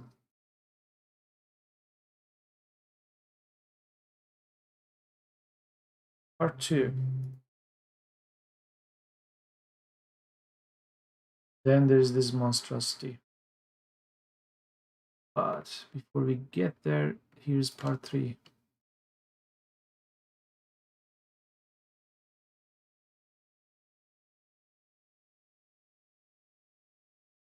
For Calvin.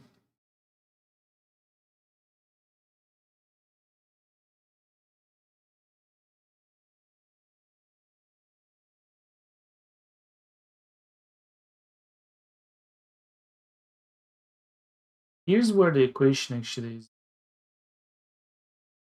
a bit of a turn. That's why I wanted to use this color coding.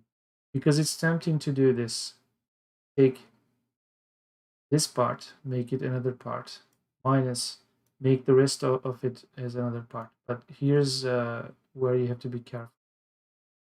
See this yellow bracket? And then inside, that means there is going to be 1 or 2 moving parts. Okay. So when you have this purple one starting here, and if you put the cursor here, you are going to see that the end of the it is here. So this is actually one part by itself, which is then dividing another purple thing, which is here.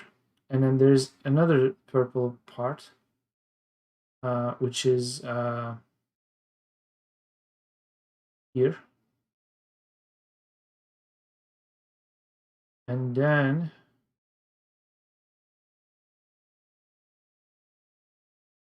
final piece that is actually a separate thing. All that is actually inside this yellow thing, which also means you could technically write that whole thing without the yellow bracket, because it's not like we're actually dividing that yellow bracket statement into another subpart. So this can go, which is exactly what I suspected initially. Now we can actually see if this yellow thing can go. I don't think it will. That yellow part is actually here. So as I was saying, this is by itself its own expression. Is dividing this, is then dividing something else. And then finally subtracting something else. This is quite a complicated thing. As long as the math checks out, I actually don't care.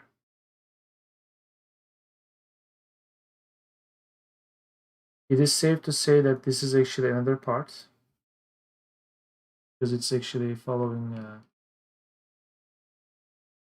pattern here.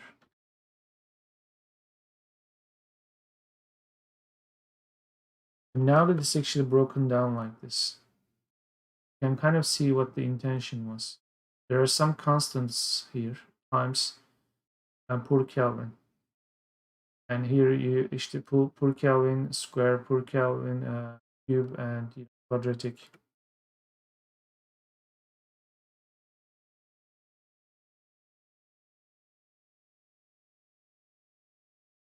And actually here there is a fifth part. If only the original scriptwriter actually wrote it this way. I bet it would have made his life easier too. So now we cannot get rid of this bracket here, because we have to.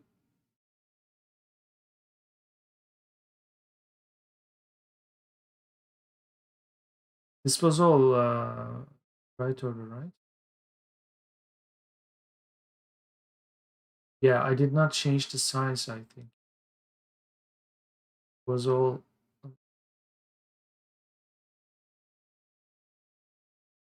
Shit. It's part 3 plus part 4 is some bullshit. The signs are correct. Galvanized over 6. So this is the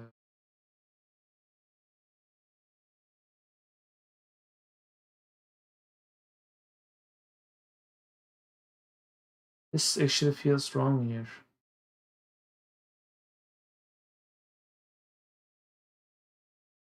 Part 4 Kelvin is still part of that.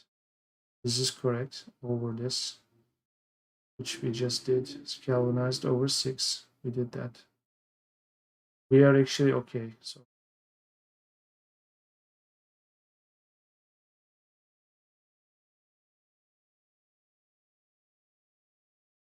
now let's get to the fun part. I think I see a different kind of pattern here. See, some constant times per Kelvin, the power of 1 or 2 or something else. We actually kind of got to the end anyway.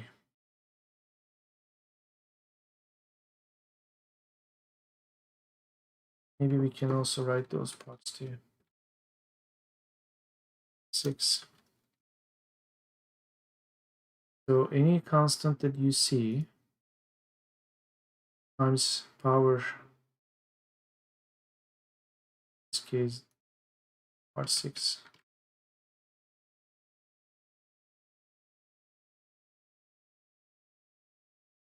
And then there's this part 7.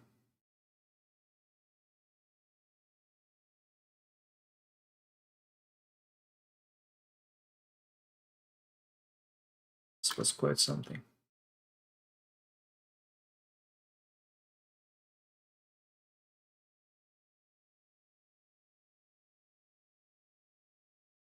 Surprisingly, the other 2 parts are just where? Here. Where is it? This, yeah, is the square, 4 Kelvin. And here's another 4 Kelvin. So we have this middle part here and somewhere something like this. Yeah. 4 point, yeah, this is the 4 point something part.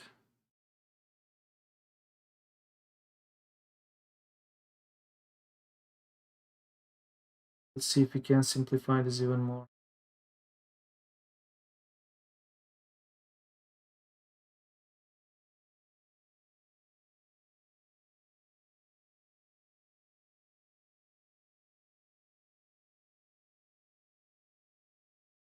So let's put this.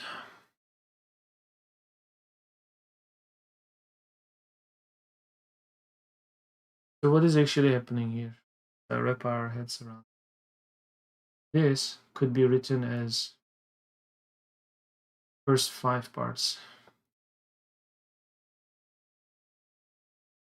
First 5 parts.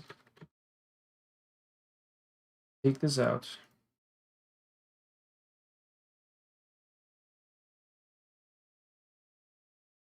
Okay, that's what it is. Then you have Calvinized over 6. Then over 1 plus something is another expression here.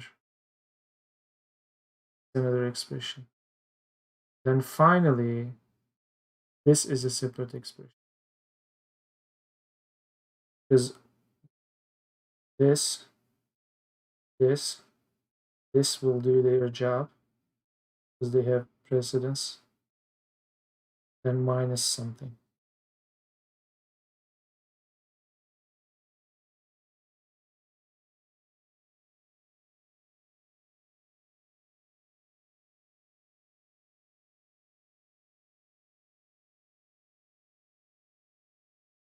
The reason why I did all this is because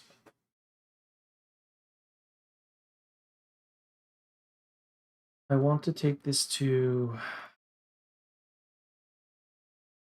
an application like JSBin. I haven't used for more than a year, perhaps. Let's do the console.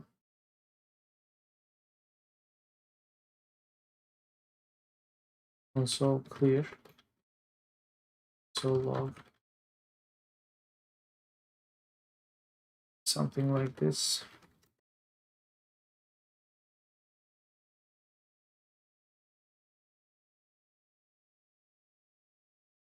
The TD is going to be 20 degrees arbitrarily. Run. Copy just in case. Run. Gives us this. And why is this important? We also have to multiply that with PS.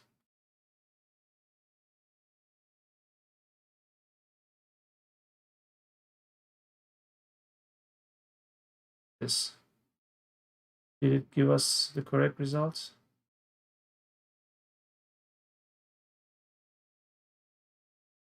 Almost.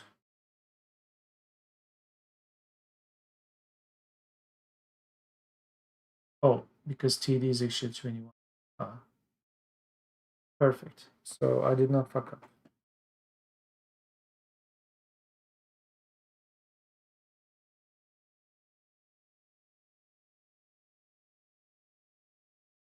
Because all this is going to go into a function, Godot, to calculate PS, especially if you consider the fact that this is only happening when TD is positive.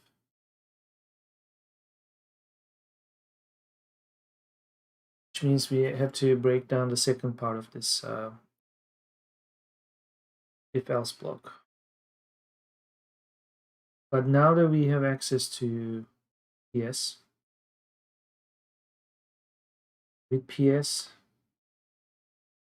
C9 is the relative humidity.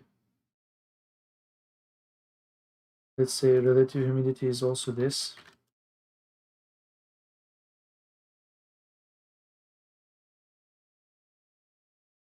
This is actually what? PS.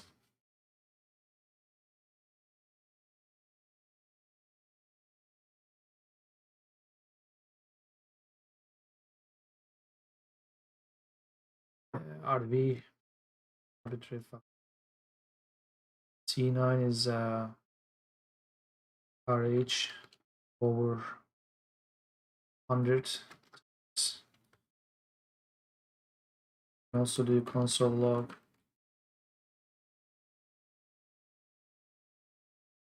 Okay, there you go. We are after these two values because this V, this RV becomes V down the road. And like here. And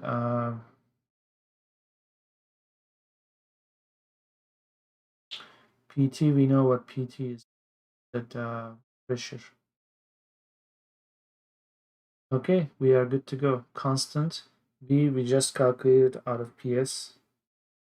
So we need to do the whole breakdown of PS. Get to RV, which turns into V, which comes here, and then this is just another variable that is the air pressure, and then we'll get this value. And I'll have lunch. Sorry, dinner. Okay, so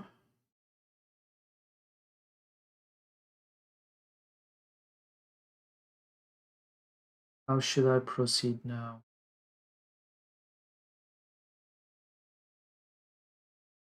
Problem is, all this,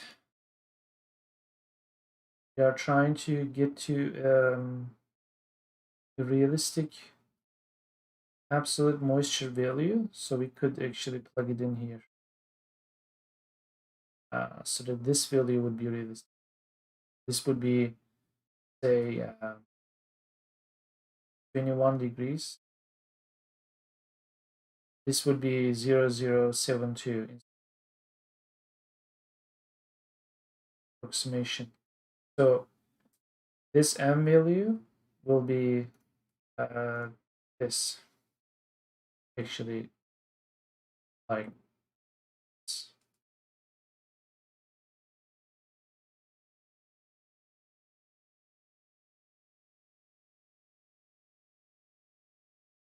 Just debating.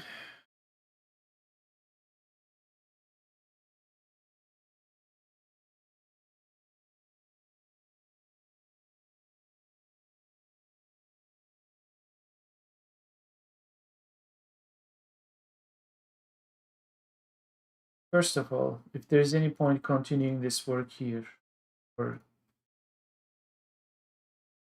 suppose there is, I think I'm going to have to create a new folder here.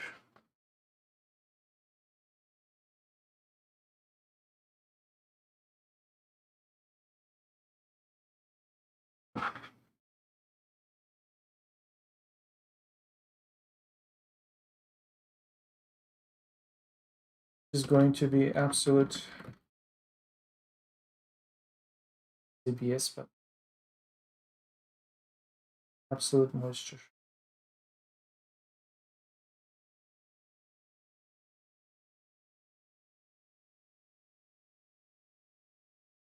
So in this case, TD is actually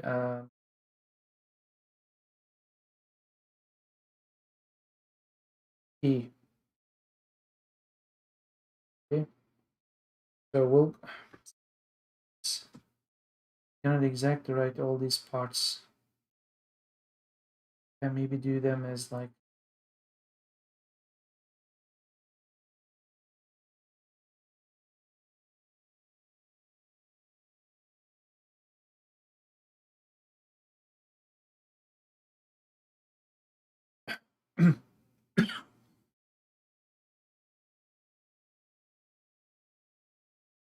I can simplify this a bit. I was gonna say I could maybe replace this one here, but it's not quite the same. This Calvinized over 6, which is this. Calvinized is this. Any more repetition of TD.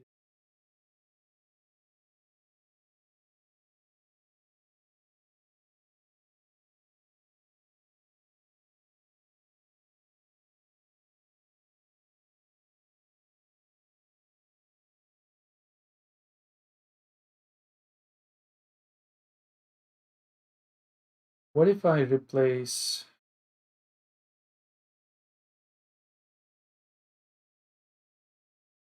I could get rid of one variable here. It's good. It's only used twice.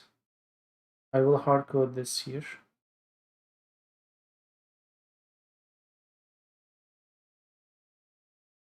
Actually, I could hard code the whole thing. Calvinized over 6 is what?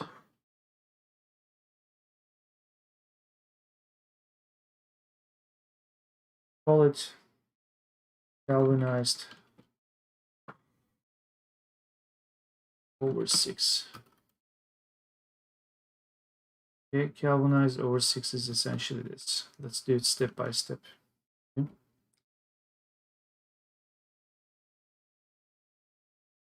Which means you can now get rid of this. Calvinized over 6 is also. This is Calvinized over 6.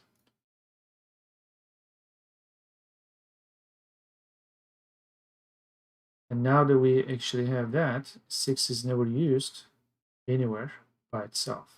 This is part of the text. This is going to replace that. So we have a little bit of simplification here, not in the number of statements we have, but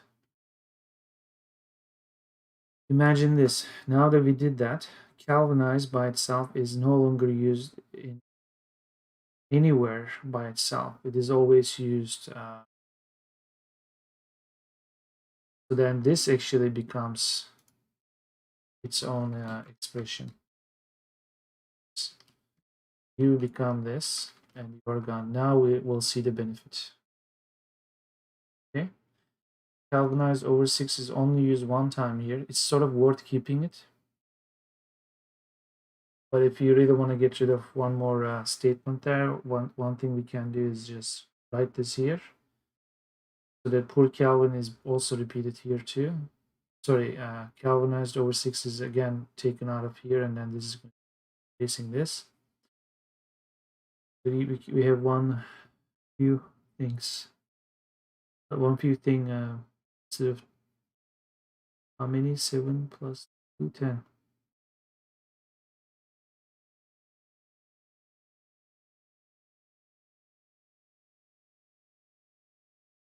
I mean,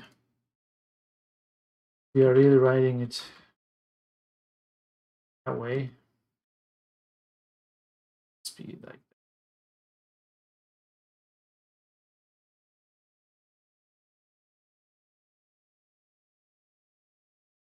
Let's get rid of the bits.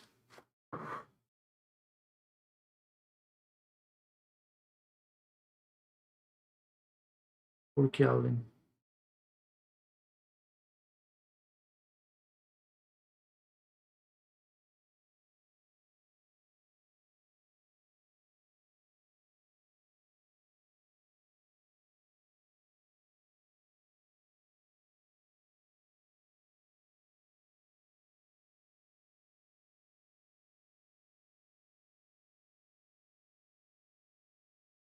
Debating whether we get rid of this.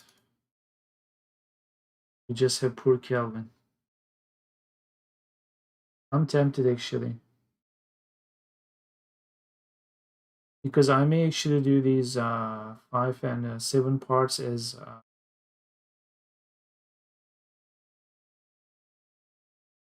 this sort of notation.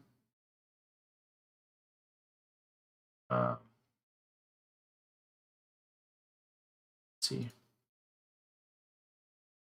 Then you have the first 5 parts.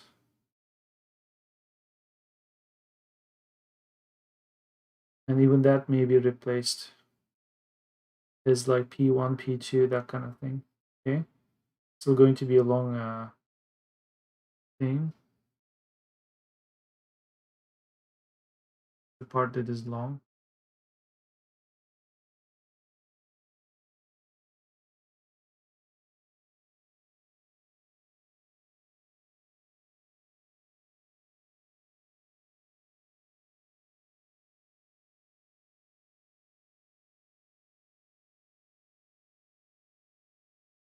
Okay, let's be tidy about this. First of all, just so that I did not make any silly mistakes, let's take this back to JSBin. Okay.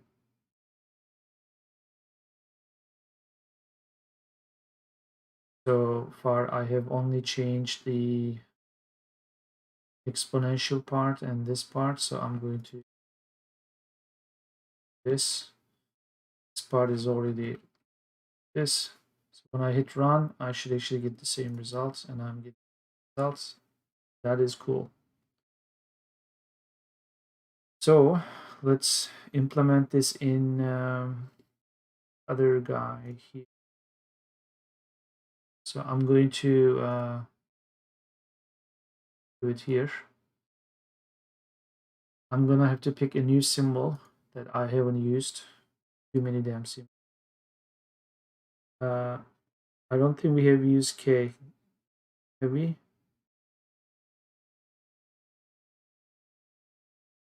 So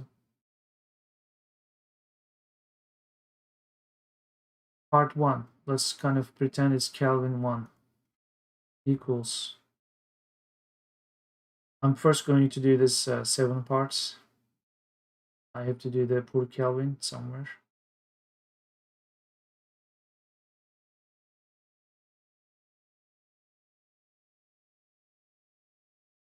Which is not going to happen. This is going to be times poor Kelvin over 1. So it doesn't check out.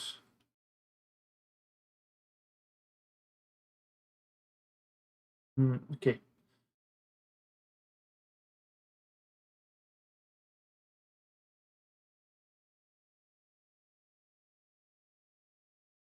So do it as Kelvin poor is poor Kelvin. Poor Kelvin is 1 over Kelvinized over 6. That 6 is basically the expression, which I was debating whether I should actually get rid of.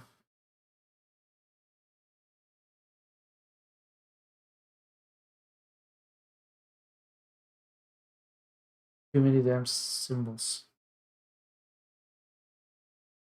Should first define Kelvinized over 6. I'll call it Kelvin Kelvin. Kelvinized, double Kelvin. It is such that when you do this over 647.3 is kk. Then here you do this 4 Kelvin, which is kk, kk, power. In this case, it's the same stuff. Will be consistent. However, the problem I have is that I did not include. This is wrong. Okay. Let's take this to the top. kk is this. Let's do per Kelvin. This Kelvin per. Okay. Doesn't have any money. Kelvinized over 6, which is Kelvinized. Just changed it into Kelvinized. This is kk. Okay. Take this to this level. This is actually the kp. kk. The big difference. Now you take this, copy. K2 now will be this to power 2. Okay. Then you repeat this pattern. 3, 3.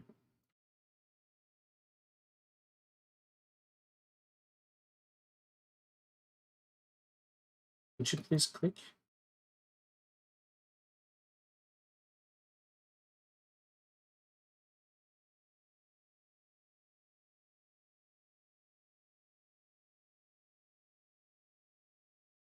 For something.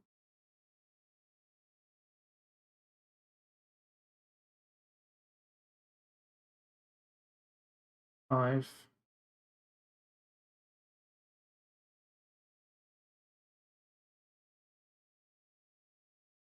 This is when I was saying maybe I should write all this, like take this one, put a plus here, or minus, whatever. This is the first 5 parts. Okay.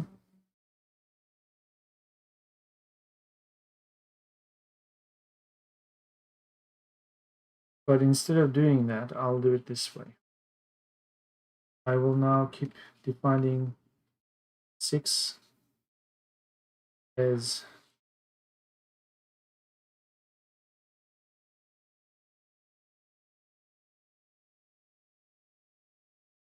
in mind this is just square.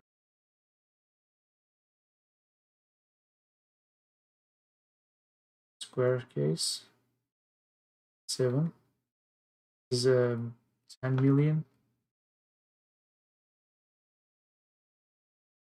1 billion.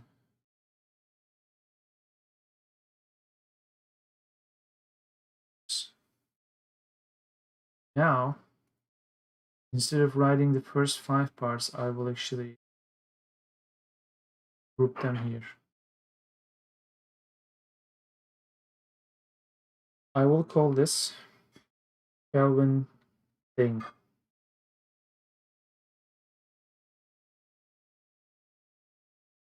It is going to be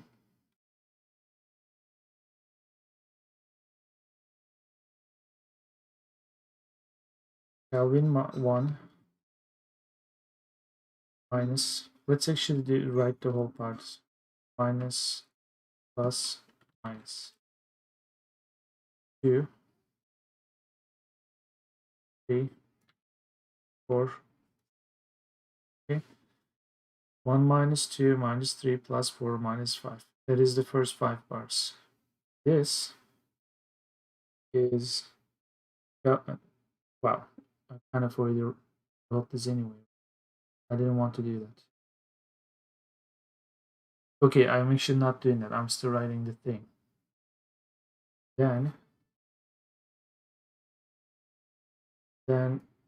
this is this part over galvanized over 6 is what? KK.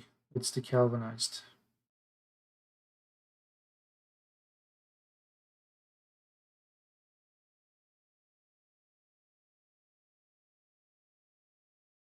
Then you divide that by another expression here.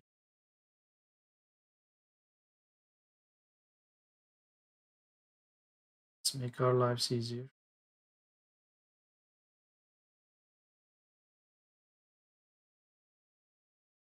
It's here. It's here.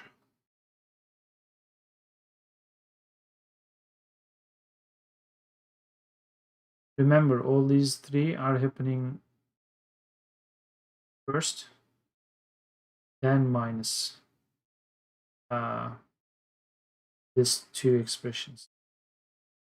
So we actually have a minus here with these two parts, but we still haven't done this part.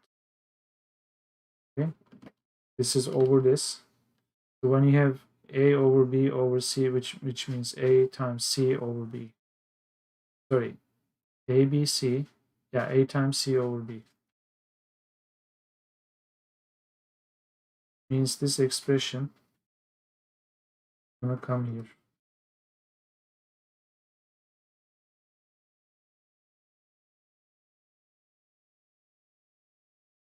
Times per Kelvin. Per Kelvin is 1 minus Kelvinized, which is Kp per Kelvin, because Kp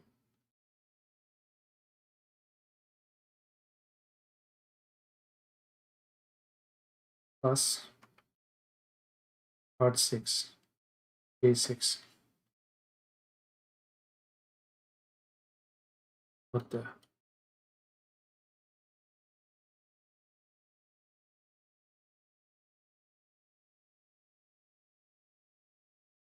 It's per Kelvin plus 6. Done. We have another per Kelvin case over uh, Kelvin in per over part 7 plus 6.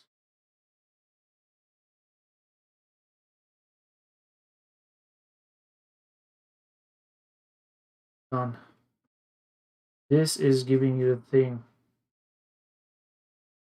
Okay, Kelvin thing is this. Now the PS.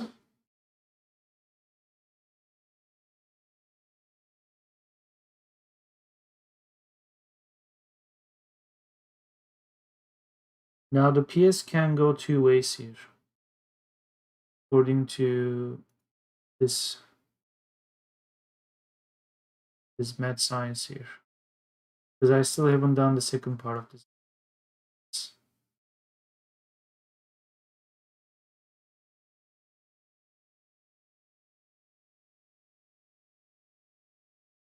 We'll break down another function like this. But now that I have, let's save. So we have the thing. We can actually calculate something that sounds like PS. So this is just the exponent. So just for argument's sake, I can actually do something like this. Let's have a constant. Let's call the constant R.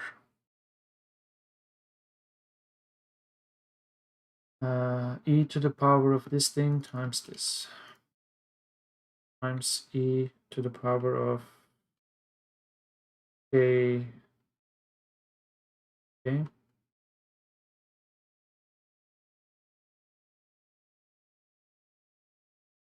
It's supposed to be a constant. Delete. Just want to have a constant, like not an expression, something. 0. What do you mean 0? Well, it is. It makes sense. This is good. Ooh.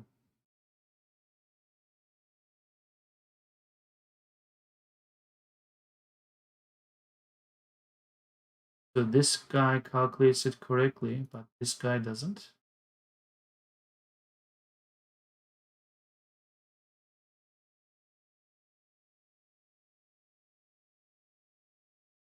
Double check our parts.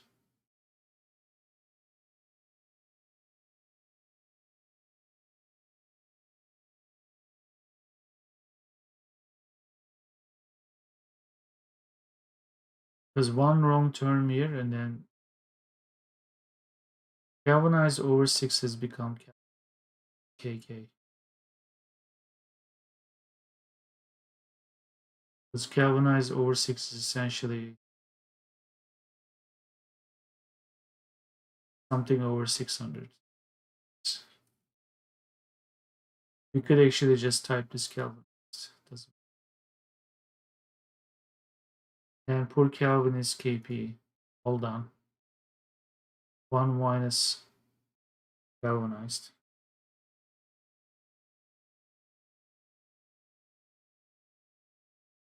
This is all 1, 2, 3, 4, 5. It's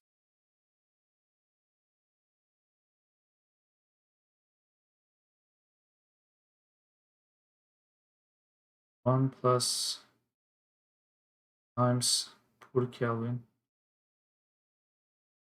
plus part 6. This checks out too.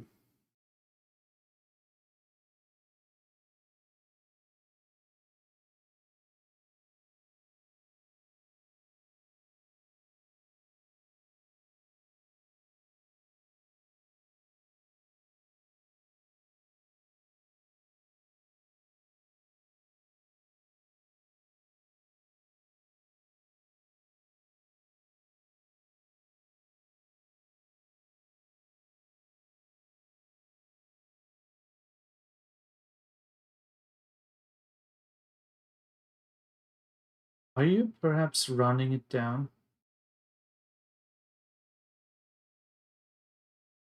Can we actually calculate this thing output?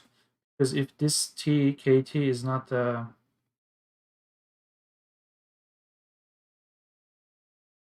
is wrong, then we are screwed. You don't do the clearing here, sir. You do the clearing.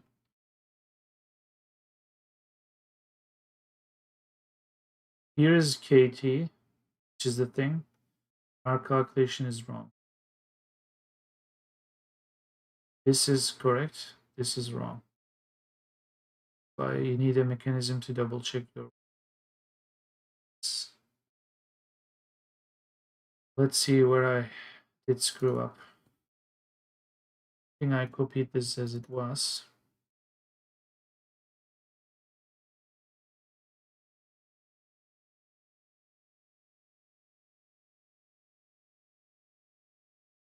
Here's a quick check. Do we even know if part 1 is correct?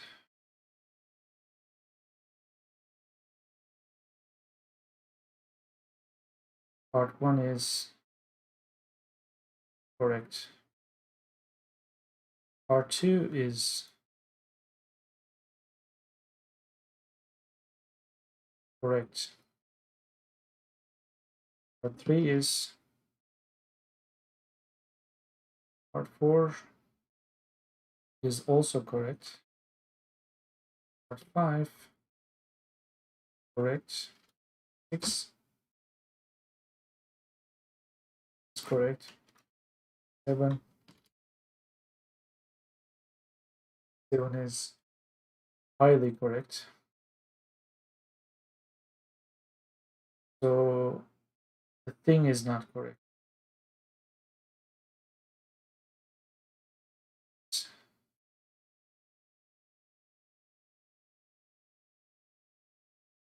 Because the thing, if the thing is minus 800, e to the power of this is going to be approaching 0 very quickly. If it's just minus 9, then that's okay. Somewhere here I fucked up. Like, I mean, not here.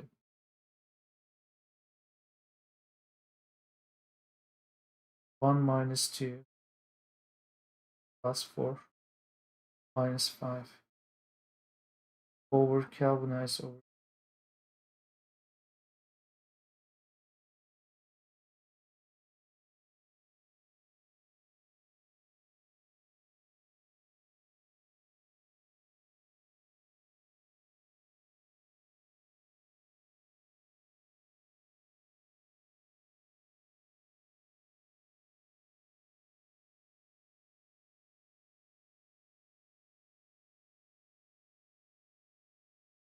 Am I missing a decimal or something?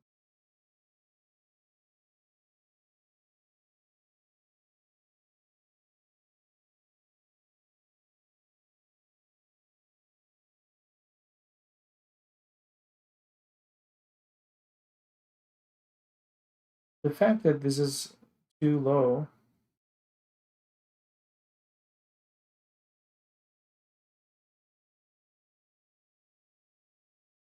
let's do a simple case. Take this out. So that is not even contribute. Means this is already too low. It's too low. Wow, it's in the minuses. The top is too high. So what is KK? Is Kelvinized. That's what we did.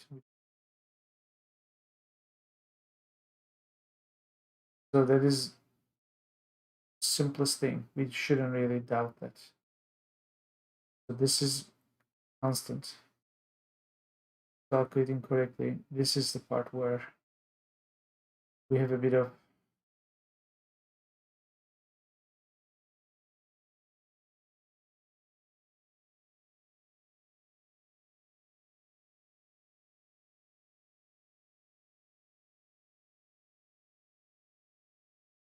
so I'm going to do something drastic.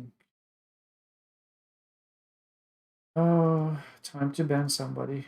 Bye.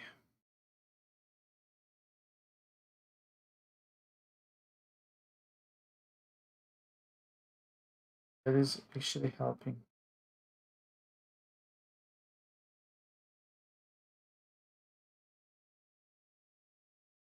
If this value is higher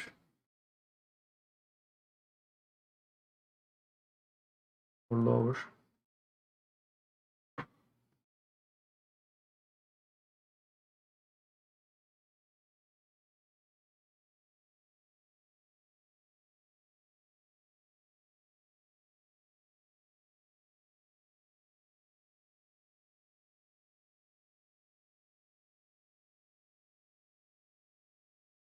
we kind of did everything here, right? Everything checks out. 904. This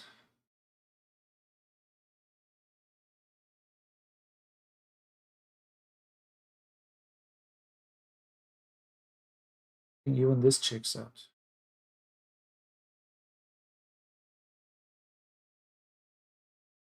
Where are you? You okay? 1 point something, and then 10 the power minus 4. So this is a very low number. So when this low number is multiplied by 2212000, then you get 2485, which is the correct number. So essentially, this checks out from every angle. And this is not minus 9-ish. It's 9-ish. What is it here that I did not bring?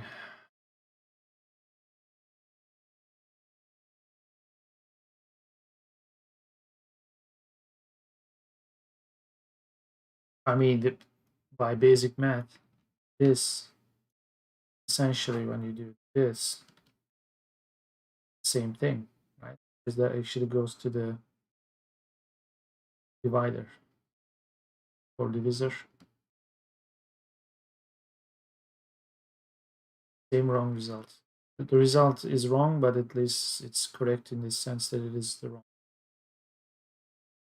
Because when you do a over b over c, it's a times c over b. That's essentially what's happening. This times this over this.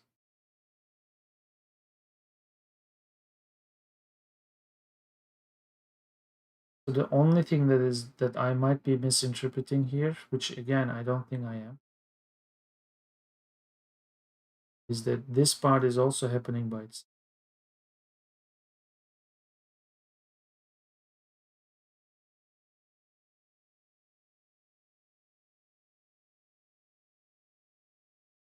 Because this can't be like whatever you have here minus this over this.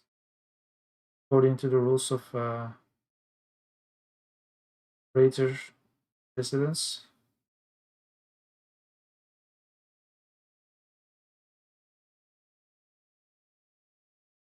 And this is really poor Kelvin, and then also poor Kelvin here. So it's not like this has to be K. Funny thing is there's no difference.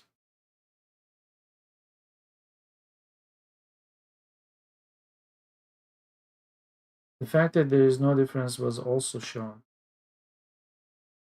Look here, 612. There's just few decimals difference.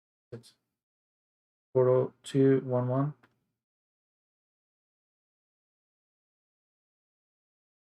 40211. I mean, if anything, there's no difference here. Because K7 is too big. When you divide this over this, it's essentially 0.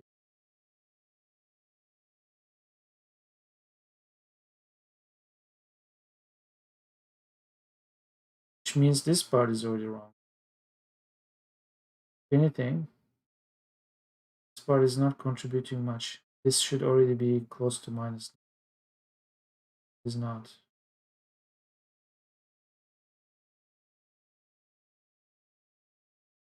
Worse.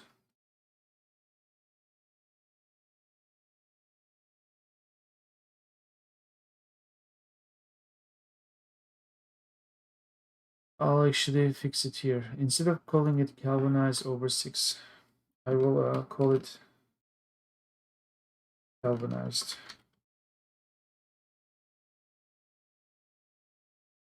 Yeah, do replace.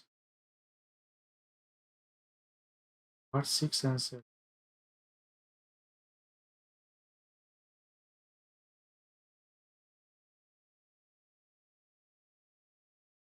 Minus, minus, plus, minus. Minus.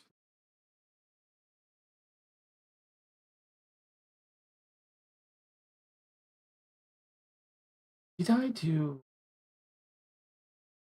No, but I double checked this. They check out.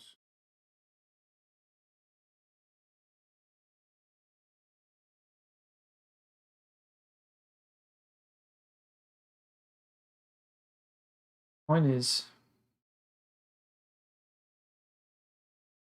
I actually want to this way because I keep using the same names.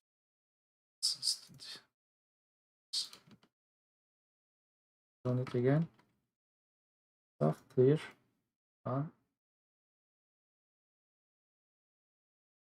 So at least we know this Calvinized is KK. They're trying to do. Here's KK. Poor Kelvin. Kelvin poor. 1 minus KK. Part 1 is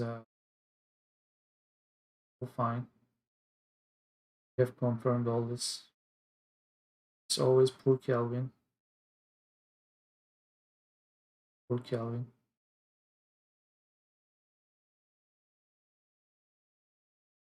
And here it's fucked up.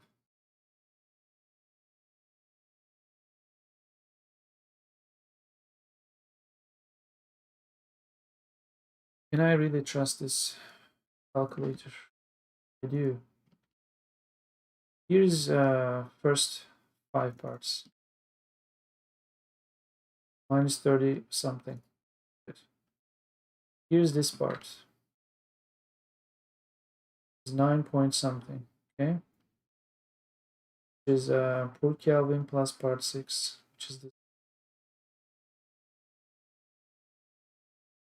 Checks out over kk. Does this even check out?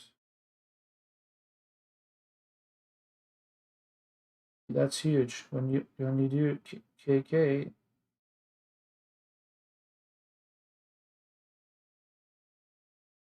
galvanized.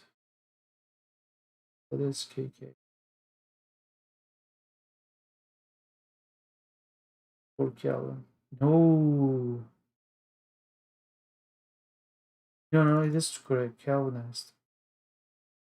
I was looking here. Yeah, this is the denominator.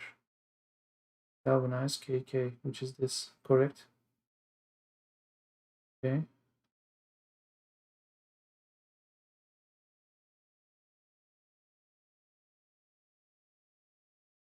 So this by itself is here. Means this by itself. You do the console log. See, this is giving the correct result. Here's the first 5 parts times something. So instead of writing it this way, this is what I'm going to write. This is what I'm trying to do here. 1 plus something times per Kelvin plus something. Okay, this is the part that I'm doing. Gives the wrong result for some reason.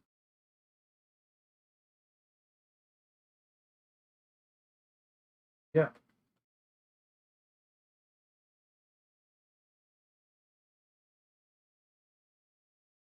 An idiot about it.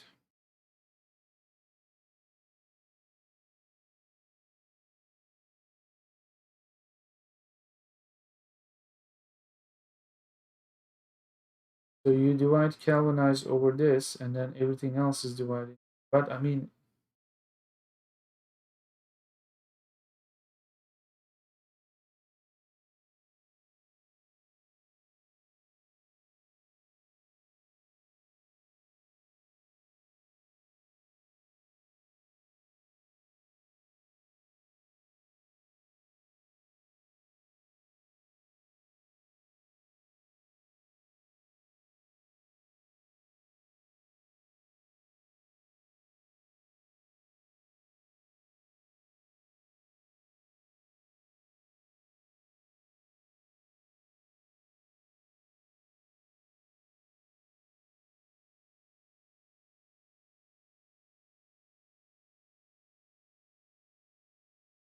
the thing is going to the thing is supposed to be minus 9 something. That gives this result.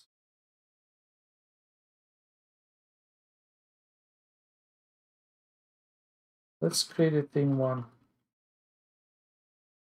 The goal with thing 1 is to write this in a more readable. What if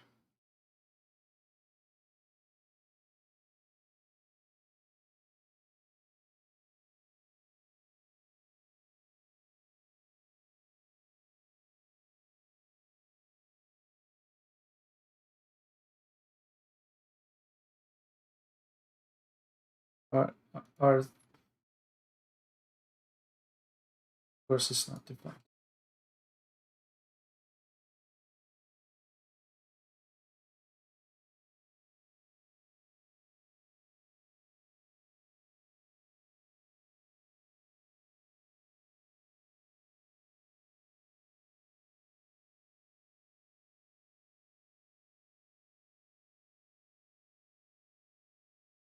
I think I know what's happening.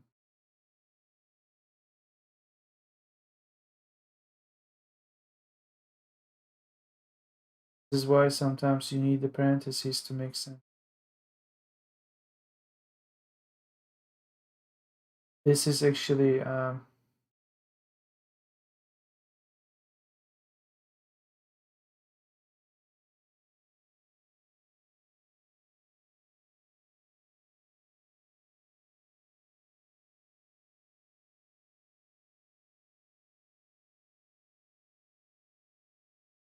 4 Kelvin, this part,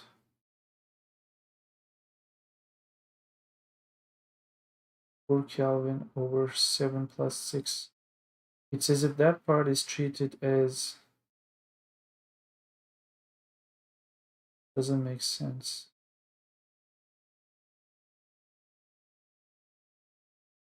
Galvanized, like,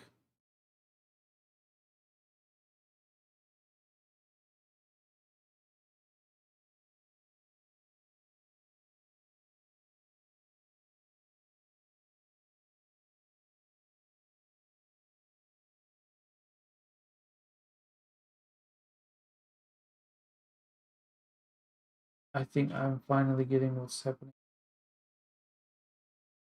You do this, okay? I think this is what they did. They took this, heating. So A over B. Then this is, there is actually a division here.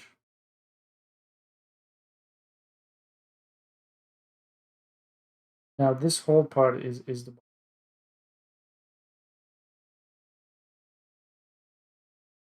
means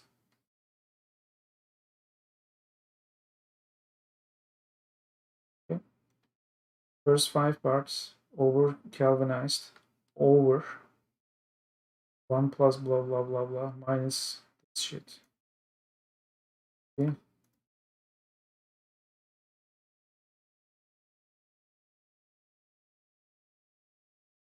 According to some interpretation.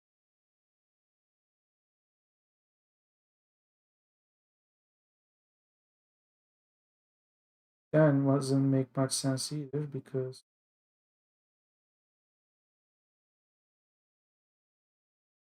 I don't think this guy knows.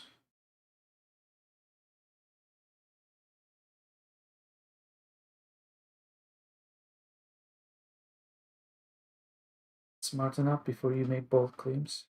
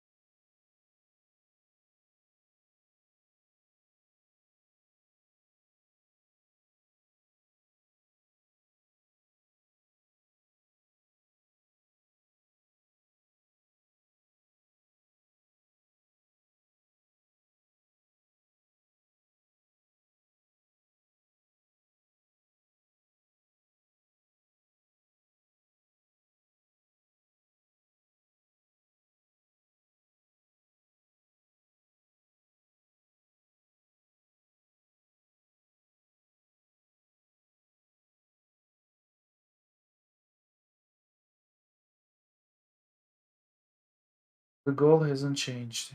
We are trying to write this equation so we get minus 9.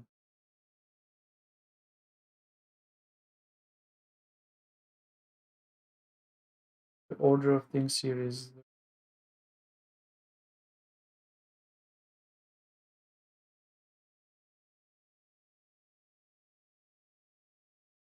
there you go.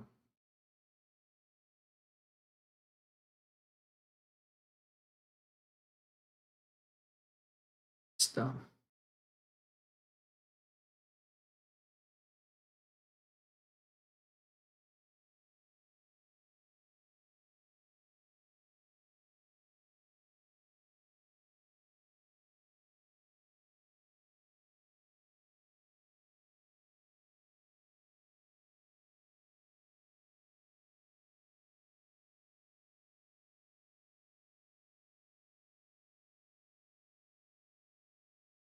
I mean,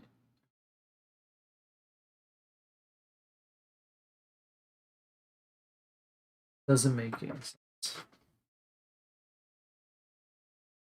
Doesn't make any sense. We're just moving things around here to make the result look right. It works, but it defies logic. It honestly defies logic. The only actually part that makes sense is this, which is why using brackets is always helpful because of the order of precedence here, the operator precedence. You see A over something. This whole thing is B. That's what this is. A over B. What is B? B is such that another A and then over B. That is why I was saying this part should actually go up. And normally it should be.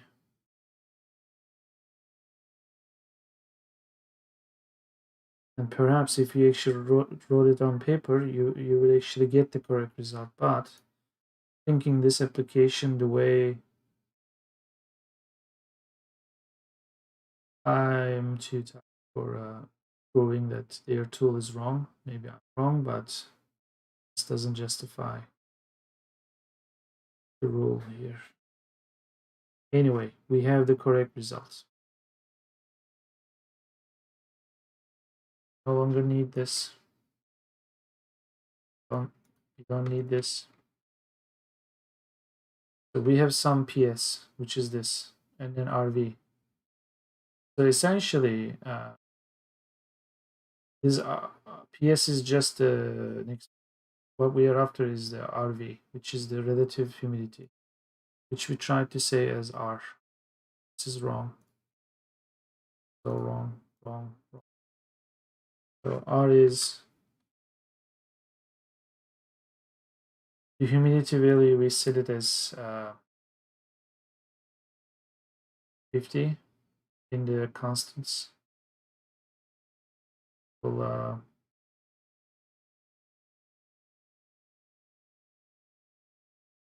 let's call it I don't know, 50 right now, just so we 50 over 100 times this. We should make this there you go. Here's the result. Okay, this is when the temperature is over 0.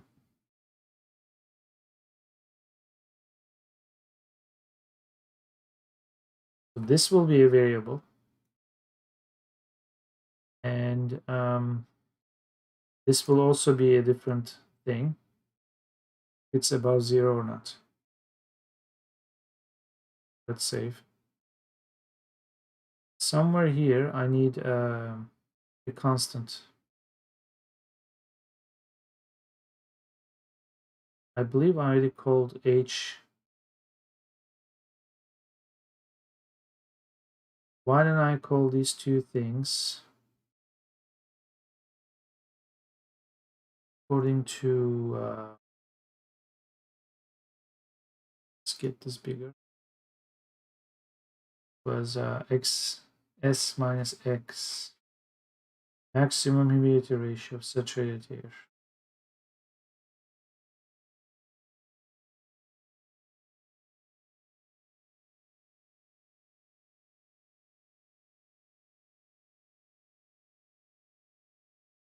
I'll call it hs. Okay, the other one is going to be ha, which is what we are trying to calculate. That is the whole problem here. Air temperature, air humidity is this unholy value. Okay, so you are going to be called. This is all bullshit anyway. This is gonna go away. We have this h. Let's call this hs. Updated by hs. Sure. We are going to be hs. Okay. This you are somewhat correct. And I want to have another constant here, which is actually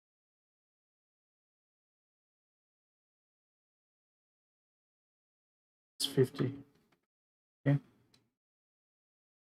This 50 is actually going to be humidity here. With this, we're going to be H.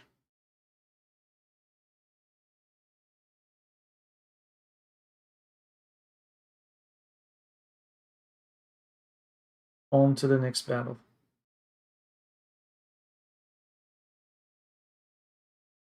At some point I'm gonna have dinner. Here we are with this part. Take this whole thing. Ah, this one is short. Good. That.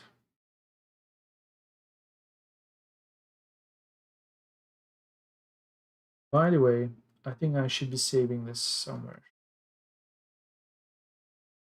This is when if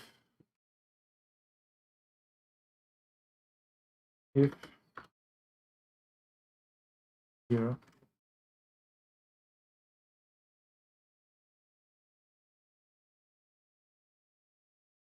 Let's save this.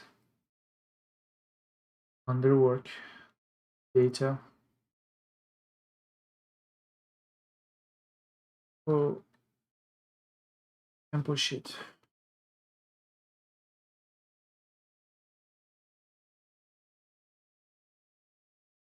Else, it's less than 0. Then PS is something like now. This expression here that I'm actually doing is this.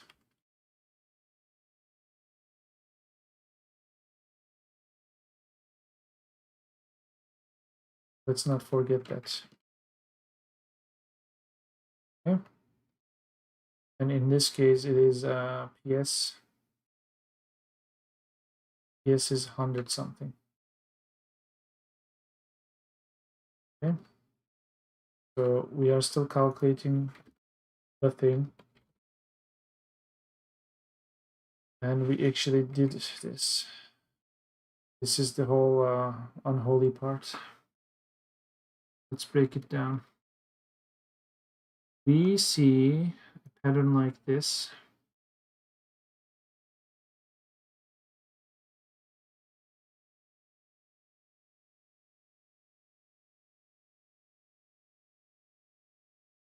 Interesting. This is reversed here.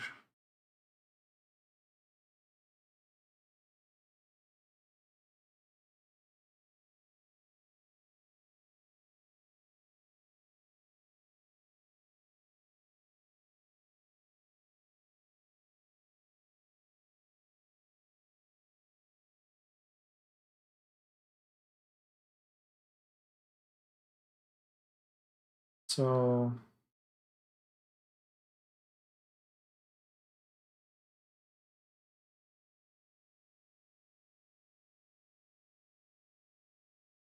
this might be actually okay to write in one go.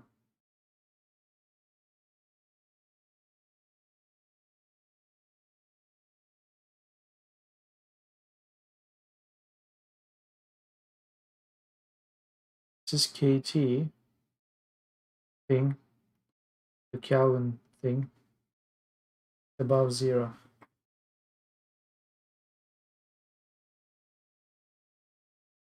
And when it's below 0,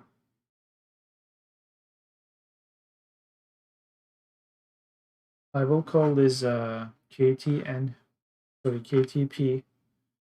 positive, and then I'll call the P here.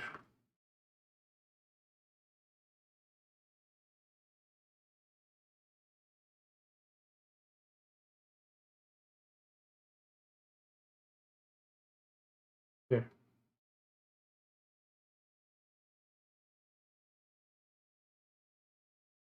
Because all this is going to change. Now we are interested in writing the negative Kelvin equals exponent E minus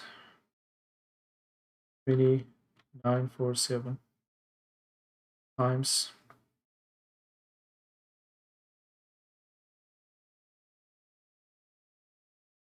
See, that is actually putting it there. I want you to put it.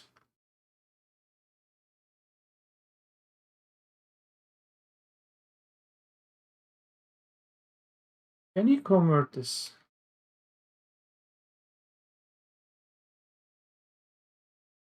Thing. PD is actually P. We know that.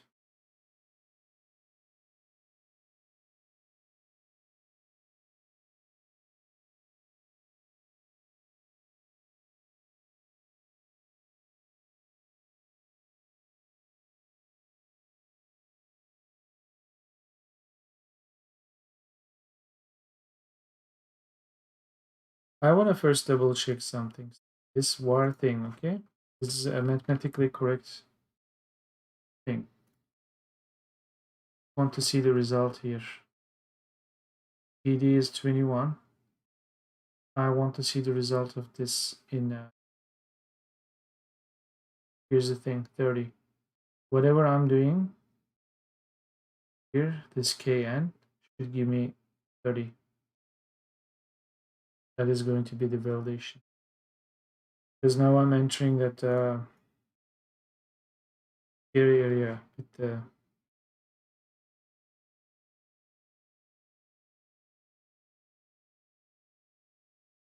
because this actually has to be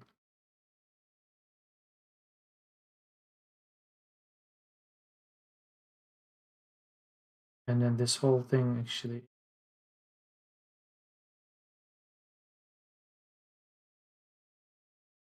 yeah makes a huge difference. Then minus, no, you are still continuing it. Minus at the top.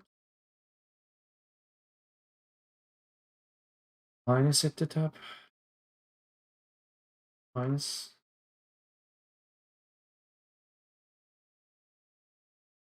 This times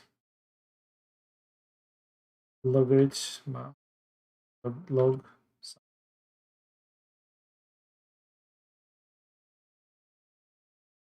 which is the thing without the minus.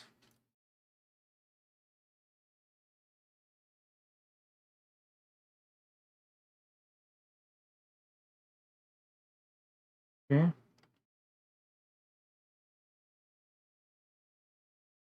That's the log. Log is finished. Plus something times 1 minus blah blah.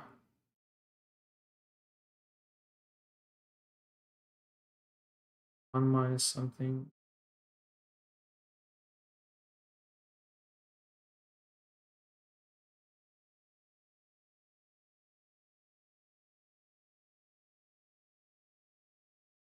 This is just by itself another expression.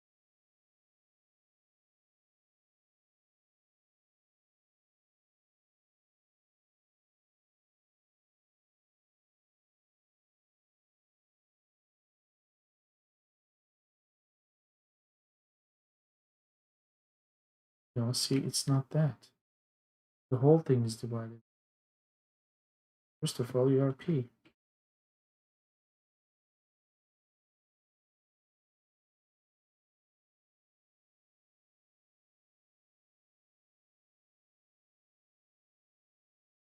Here.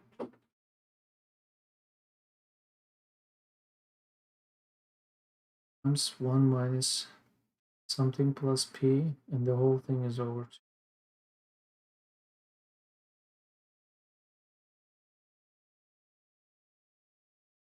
Plus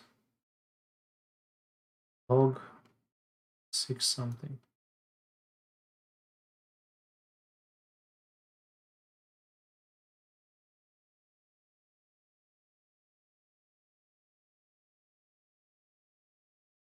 Yep.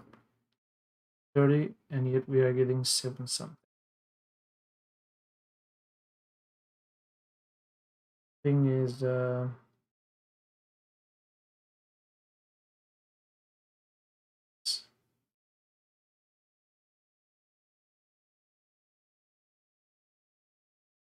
Come to the world of interpretation again.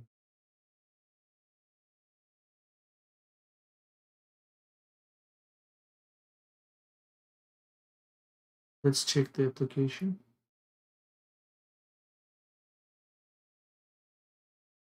We don't actually have the TD less than 0. We could pretend that it is to get the result. Because if that's the case, well, given the fact that it's 21, it should give us 30. Means, and I actually trust this. So far, even in the simple case, it worked. But in the most rare case, it should work too. But what I want to confirm is that this 30 is what the applications give. I'm just going to let this go, and I'm going to provide just one. Okay, you now come here. This is, oh, see, turns out PS is actually 93.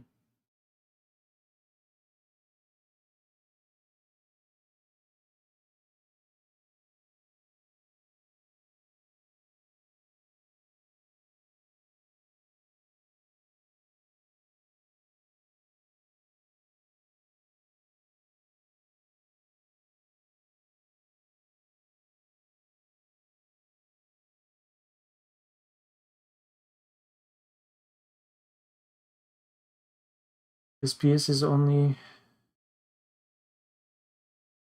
we're only interested in this math XP part 100 times because we can actually do it 100 times here in the PS part. That's not relevant. Well, it kind of is and it isn't.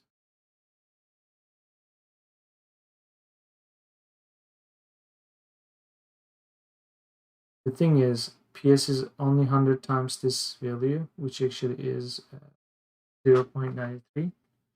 Means this thing is actually supposed to be 0.93. The fact that it isn't is turning. Even this is not correct.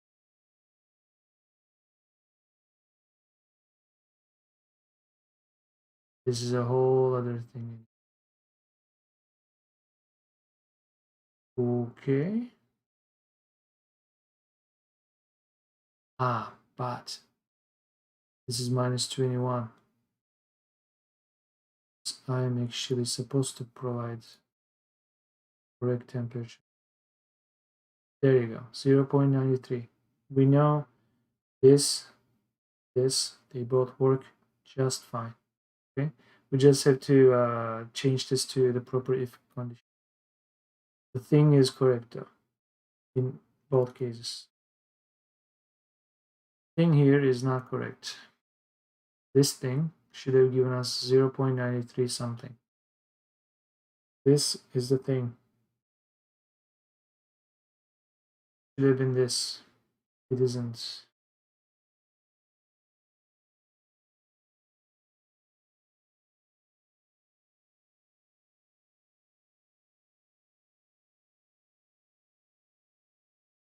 Where did I fuck up this time?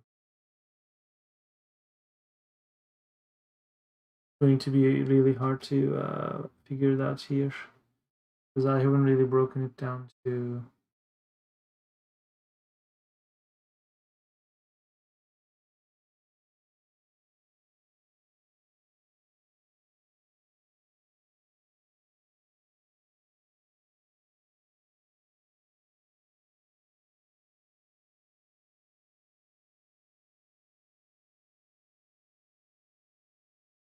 I think I see one mistake. No.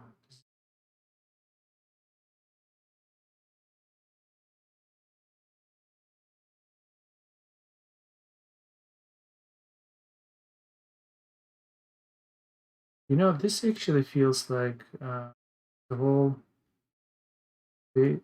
Woo! I see the whole mistake there. This bracket is not exactly closed. Let's look at this here.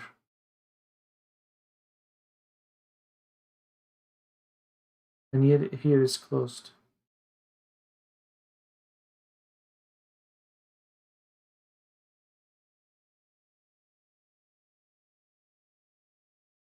Looking here though, because there is no color coding,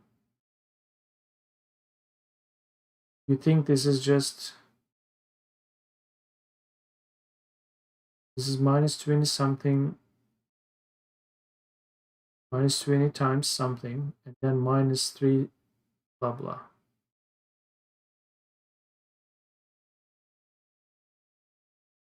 That's actually what it is. Yeah.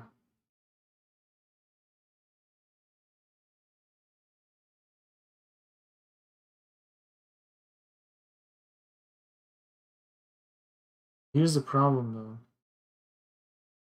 This guy interprets it a bit differently. Slash.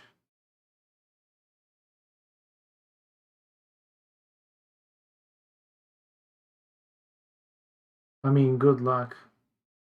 You're gonna have to move all these parts.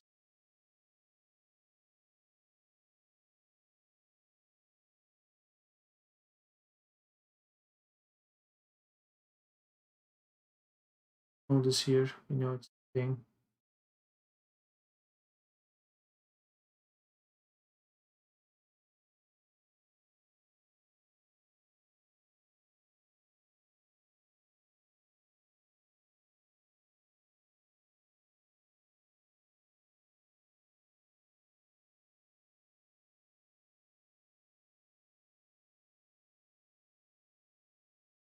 Okay, let's simplify this.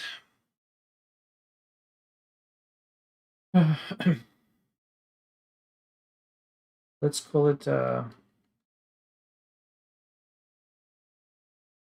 combobulation.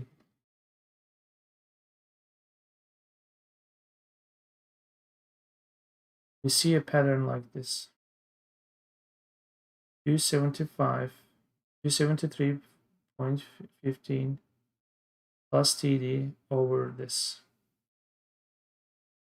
This is a source of combobulation. Combobulation.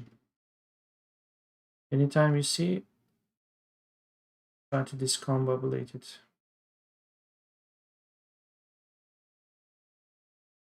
So, an expression like this, which is the reverse, right? Because this is essentially 1 over this combobulation. Sorry, 1 over the combobulation. Okay? What it is. And here,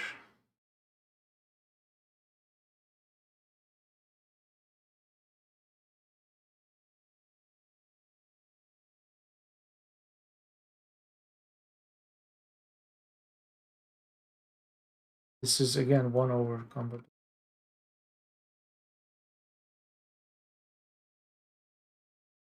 Then minus 1.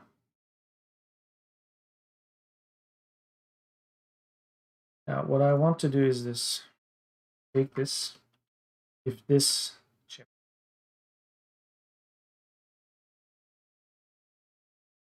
put it here. Here's your new thing with combobulation. This gives you the same result, then you're good. If it does, the math checks out.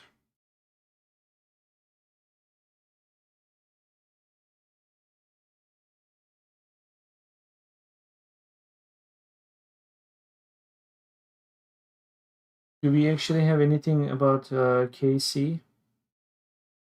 Sort of like, here's the Kelvin, right? But it's the combobulation part. Let's call this KC. Discombobulated Kelvin.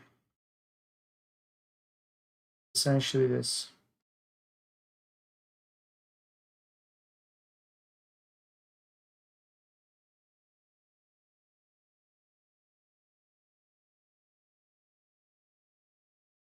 Okay, you don't need those fucking pairs. See me off. Done. Here's the KC. Now we'll try to write this whole thing in terms of KC. Move yourself up here. What is the problem? Too many variables. Try defining P. Okay. I bet this is actually where the problem is. Let's actually do that. There you go. 9.4 something, but that's still not enough. It's close enough, but I might have made some other mistake here. And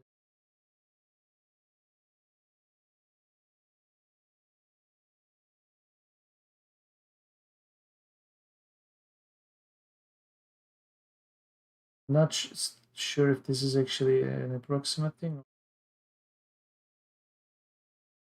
because this thing actually should give us the correct result when it's -2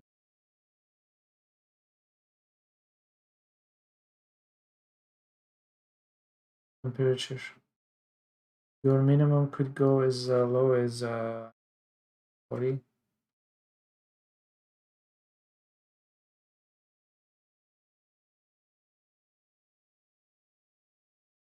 See, you were wrong. I knew you were wrong.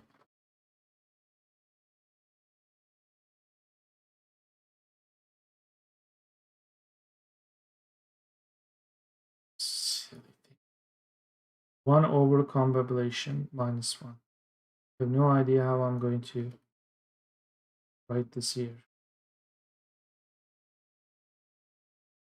The KC.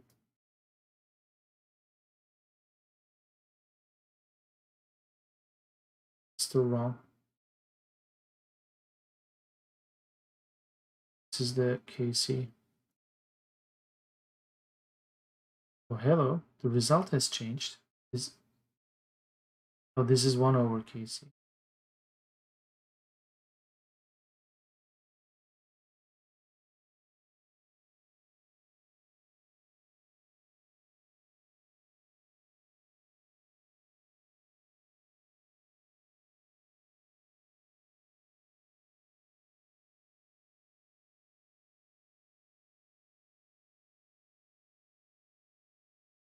This is 1 minus KC. At least the result is the same.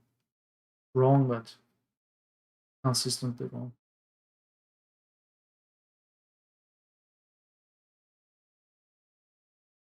Here, I don't know if this KC is supposed to be like this.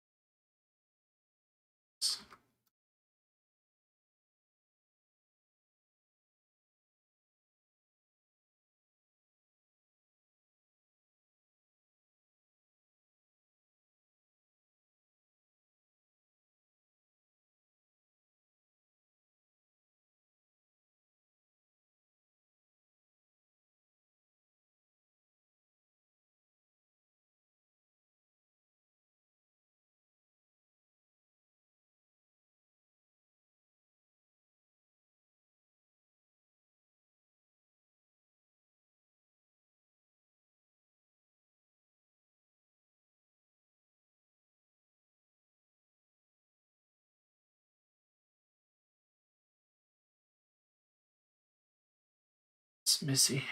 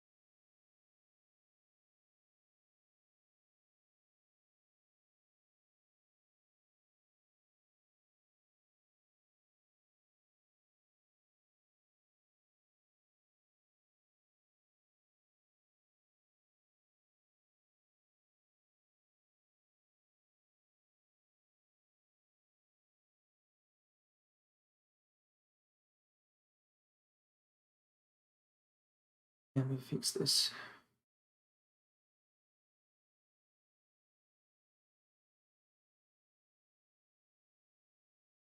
This part is horribly wrong. Yes. You know, this actually even looks like.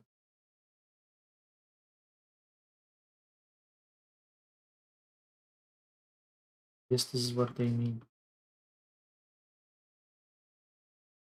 1 over combination.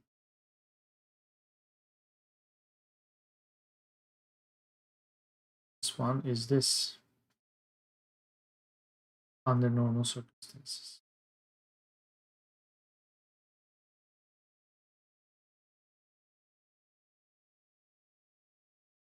Let's do another quick check. Console log combination. We are expecting to see this. What is log population? Okay.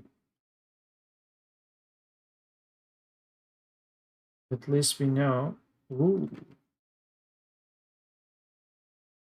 they are not giving the same result. So are we sure this is the same log?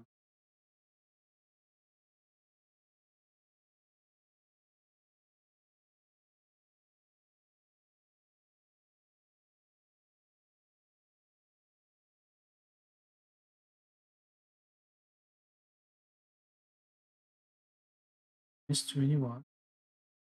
Yeah. 70.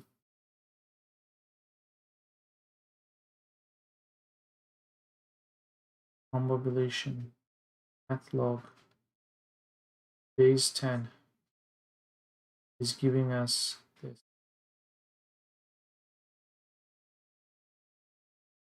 It here.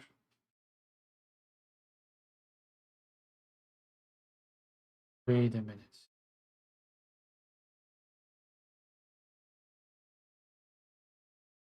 Oh, Rudy. Just got out.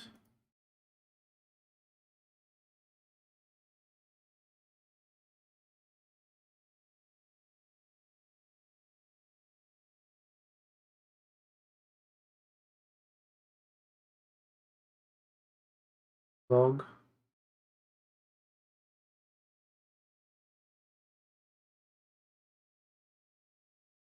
You gotta be kidding me.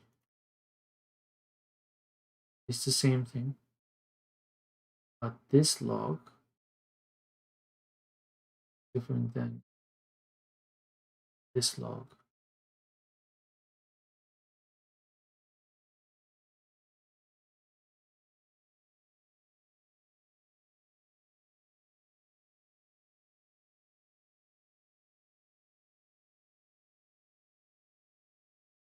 It's 21.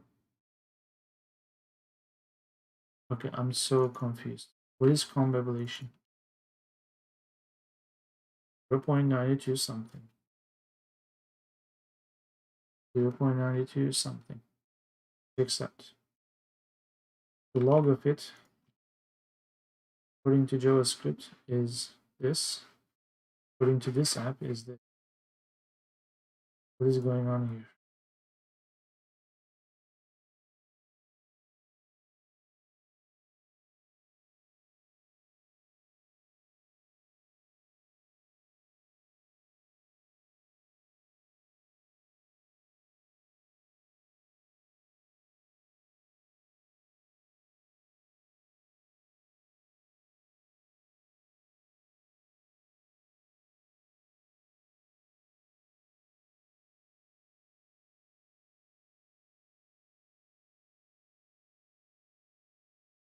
So apparently this log is just a 10.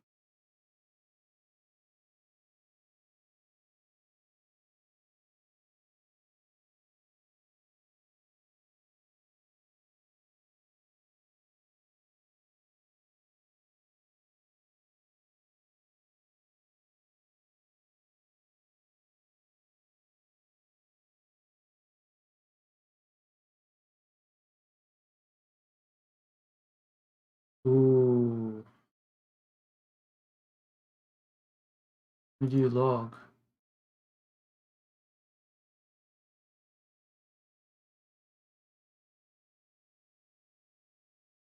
Is it okay? I'm taking actually should have taken the natural logarithm. That's it. That's not what I'm. This actually should be ln. This is going to be correct. This to be replaced with n.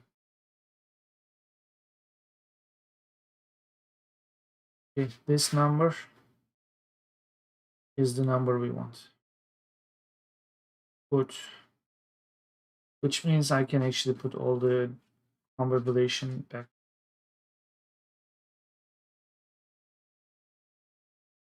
Leave it as it is. So this is the negative Kelvin, which is actually Tn. Okay. Now we are going to write something like this.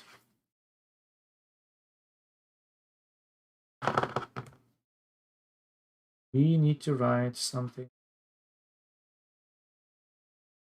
here after what thing.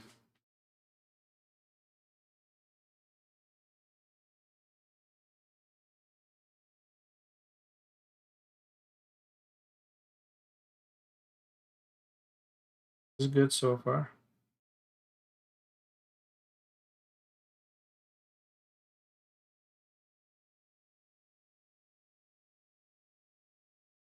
I would like to get this result, if possible, 93 something, which I'm kind of getting anyway. But as kind of one thing, say, what am I looking at? Humidity. Said humidity. And HA. I'm actually trying to calculate HA. This is gonna replace, this is going to be the HA. Okay. So this is going to be H. Where are you? This A. We don't have A yet. This is gonna go away, but we'll use this as a template. Could actually do HA here too, but I'll idea about it. H A. So we'll do this. If P is less than 0, okay, because that's what this thing did. It's equal or more than 0. I'm actually going to first write the else case.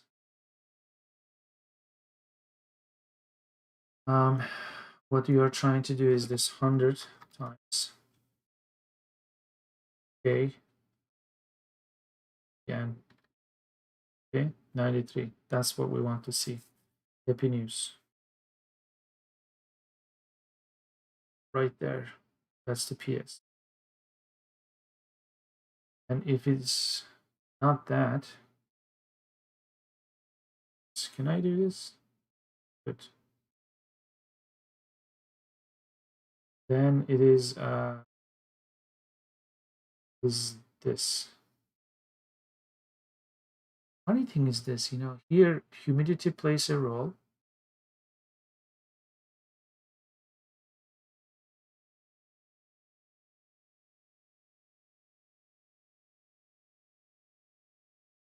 No, humidity will always play a role. Just the PS. Due to something. We are still calculating the PS. Suppose I can still do that.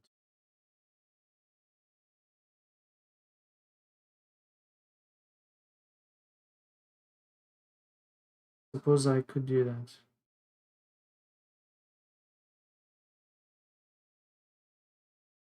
I think I'm gonna fucking do it. I'm C9 over 100, which is the humidity. This I'm writing the negative case. Be careful. C9 over 100, which times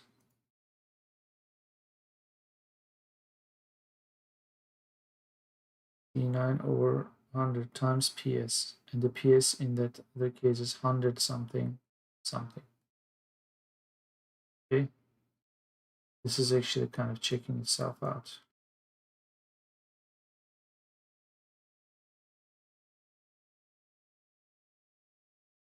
We'll double check those values.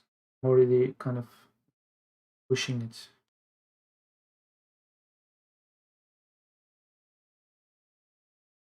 If not, this times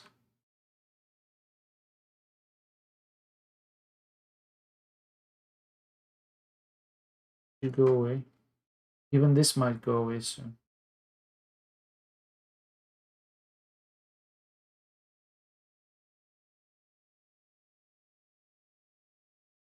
Yeah, this number doesn't make much sense. This looks wrong to me because the temperature is actually too low. When it's 21, this is actually going to be 52. That's the whole idea. Eventually, this is the number we should see.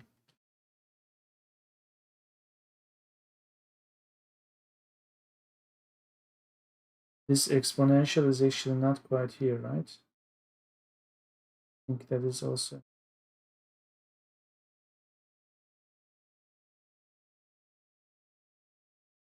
Okay, there you go. I'm actually going to take this page to this. Can I do that?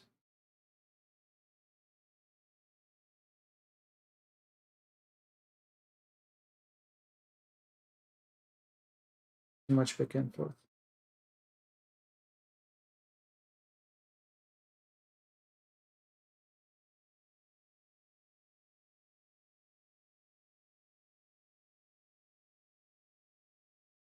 Okay, this PS value is correct. 93, well,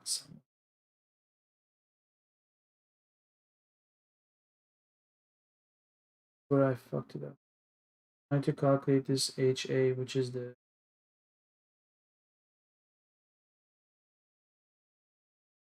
C9 is humidity, which is 50 over 100.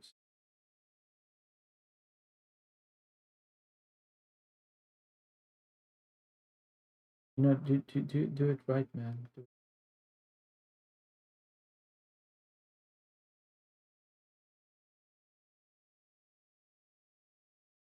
Calculate it. Don't fuck it up, man.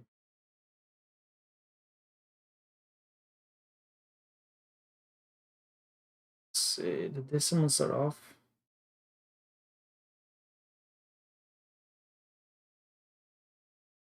Why are the decimals? PS is 100 times 6. Actually has to be. That's what I try to actually simplify.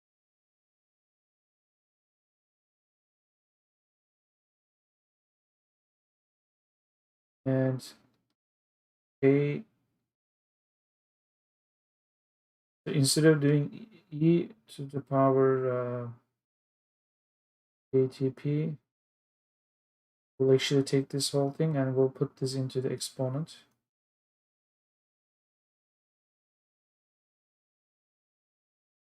Okay, and then KTP will be positive like that. It's supposed to be this. So then similar to this, it is going to be just the KTP. That's where I was actually fucking up the calculation. 46,844. When we change the temperature back to 21, do it here, we get oh, we should use this first thing. We get this result. Let's get that result. Save. It's going to be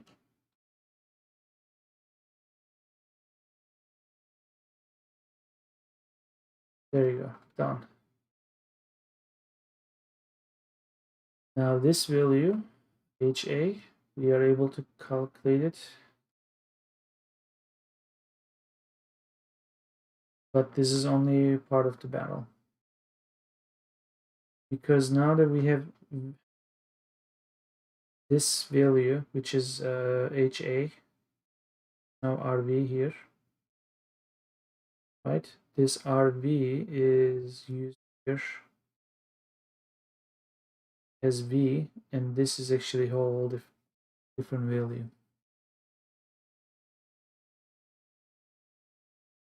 So whatever value we are outputting here has to put in here.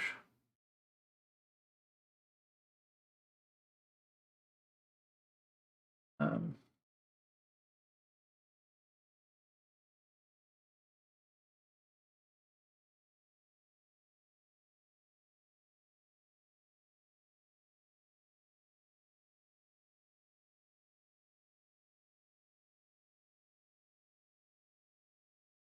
it doesn't matter which way this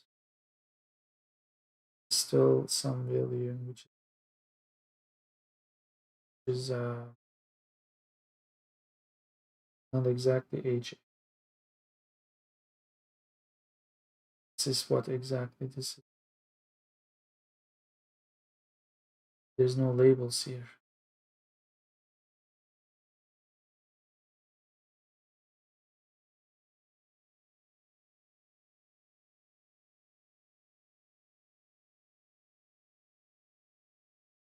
Can we call this Kelvin A or just Kelvin E?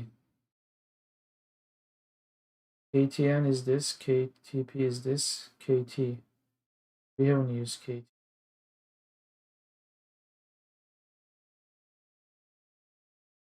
I think we have not. This HA will actually come into play soon.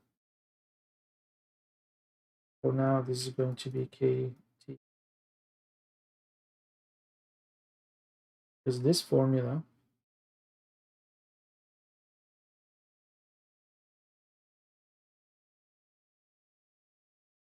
this V is essentially KT. And this is under than 1 and 1, 2.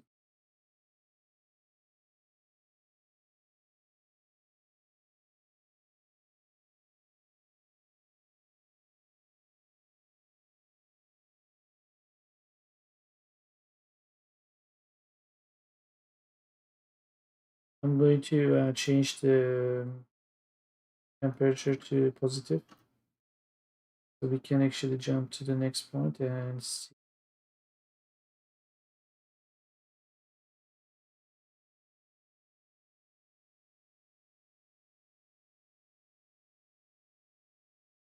This is what we want to see. Move it forward. 0077. That's what we want to see. As usual,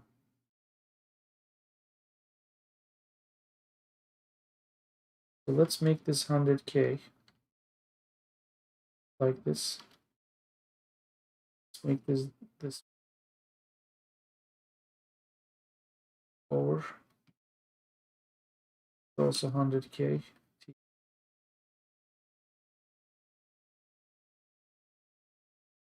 Zero. Yeah, the TX value that the guy is outputting here is actually over.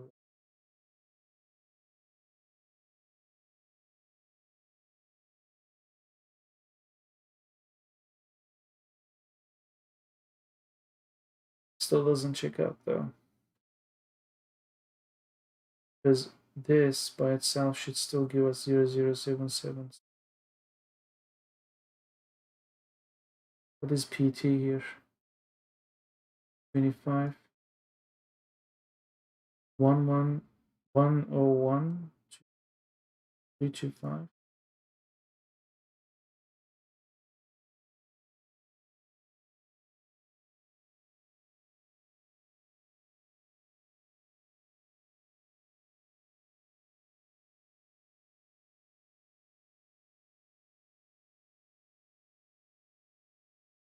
T minus 100.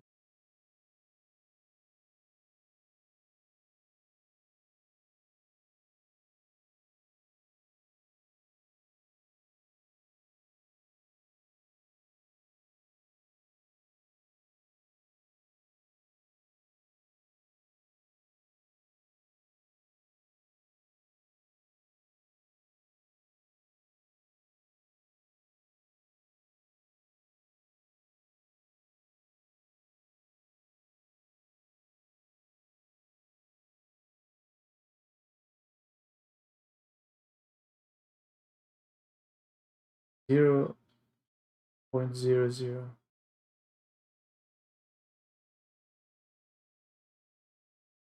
So another 100%.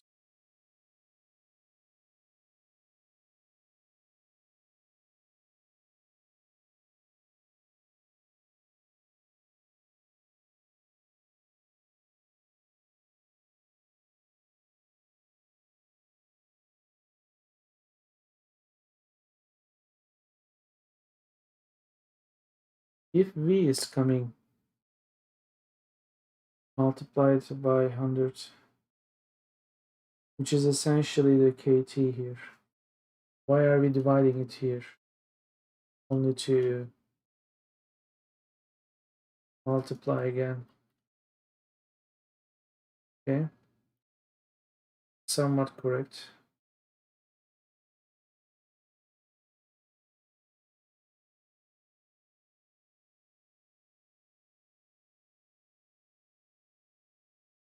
This is actually accurate enough-ish. No longer.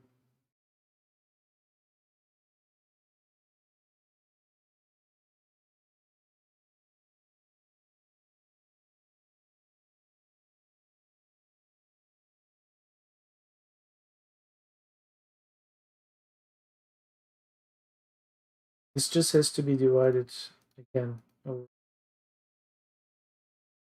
0.0076 something. It's not quite there, but maybe I'll readdress this some other time. Here's HA, and here's the value. Now, essentially, what we have been trying to do so far was, let's take the temperature down again. Okay.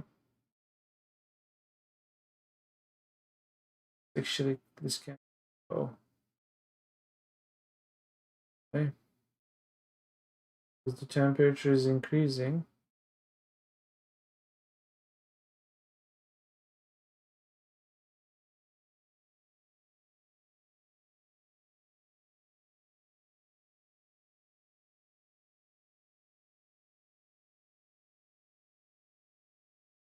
I'm curious if HS is this 0.028.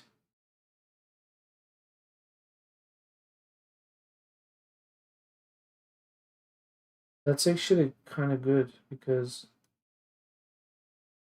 can we do something like, say, can I just output just HA? Just want to see the value. Okay. Because that's always lower than this one. What's the difference here? It's like 4/1000. You can actually even do it like this. This.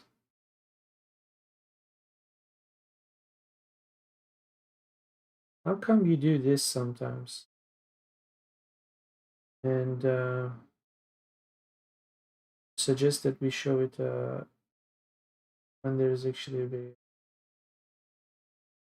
I don't think this is going to be used to m equals this. And yet right now we don't do that. They're inconsistent.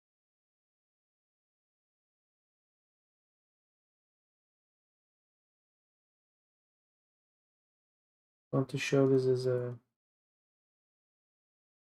how come you kind of decide to go for this,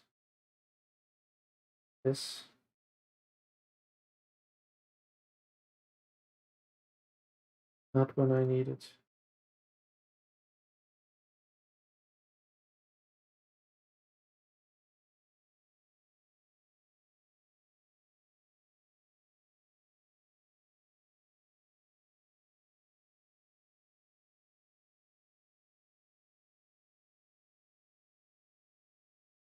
there a way to change the display here?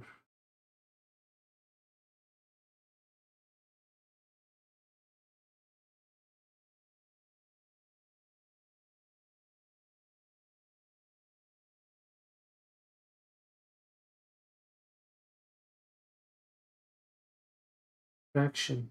I kind of want to show it as a fraction. How do you convert decimals?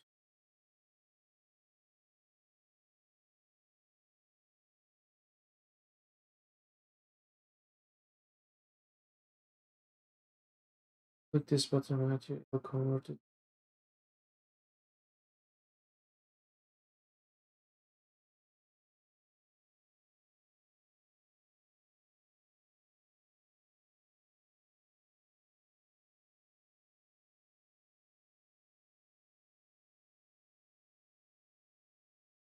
But what the fuck? Let's do it this way. The fraction now. It doesn't do it like this. Okay, now you do it. Now you don't. Funny thing is, it just arbitrarily does on variables here too. Here's like a variable.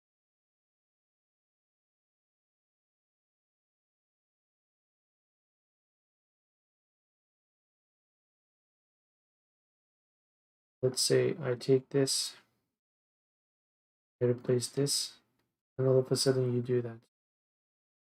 Yet when I do this now, I'm gonna kind of trick it. Okay, now you don't.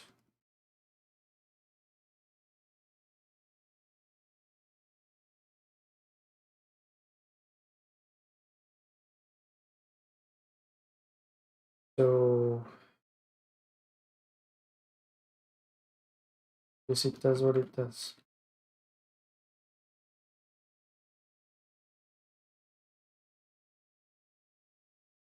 Okay, what I'm gonna do is probably apply this by 1000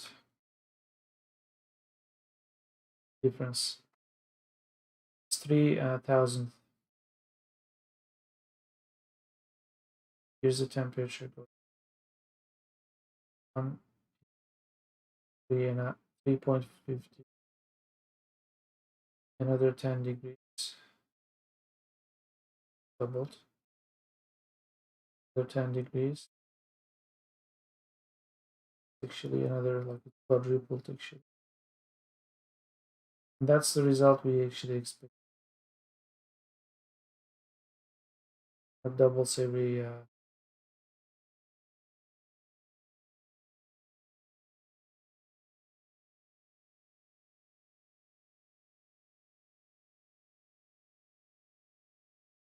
5 down to, okay, let's do it like this way. 50 is 26. Almost like double.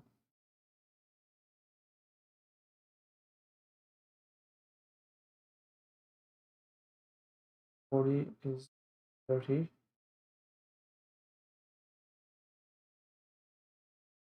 13. Half it, it's 20.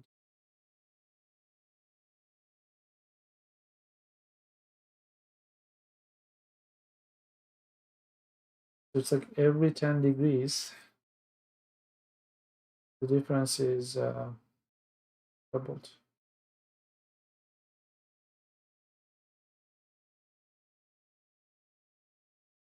In other words, there's twice the evaporation for every 10 degrees. It means because this factor is doubling. And if the wind speed is not changing and you're not increasing the surface area of the compost pile, why should you? Every 10 degrees, then the evaporation is higher and higher.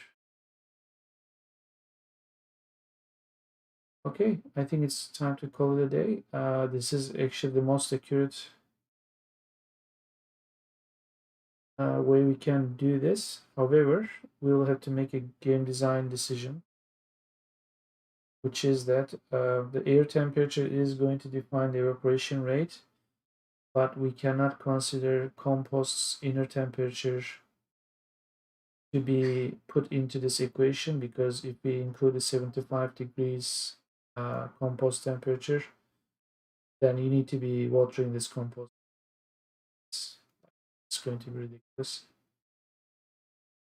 Weather will be most likely, maybe say in extreme cases, 40 degrees. And at that point,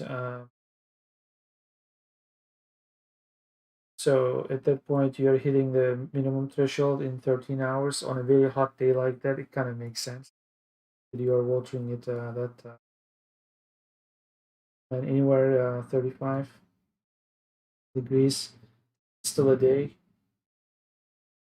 Let's say in normal summer conditions, every day you are actually watering it. And this is, of course, given the fact that your start point is right in the middle. If you are already at the higher levels, it's actually going to take another day. This 50, let's say, is not exactly 50. And where are we doing that? Blue thing. Okay, part code this part here. Got this. Instead of 50, you do, I don't know, another 25%. If you start here, then you need 33 hours. You actually start even higher, which is here. Then you need almost 20. Sorry, you need 2 days ish, 40 hours. And you don't want to be over this as a starting point, because then it's too wet. But at least you'll be on the safe side. However, if your starting point is low, uh, which this actually means that you're already in trouble anyway, because below this right away, it's not going to decompose. Say you are somewhere here, you're still looking at 14 hours. So there's some leeway. I think I quite like this system.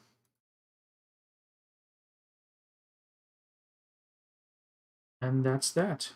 Then we'll see in the next few days.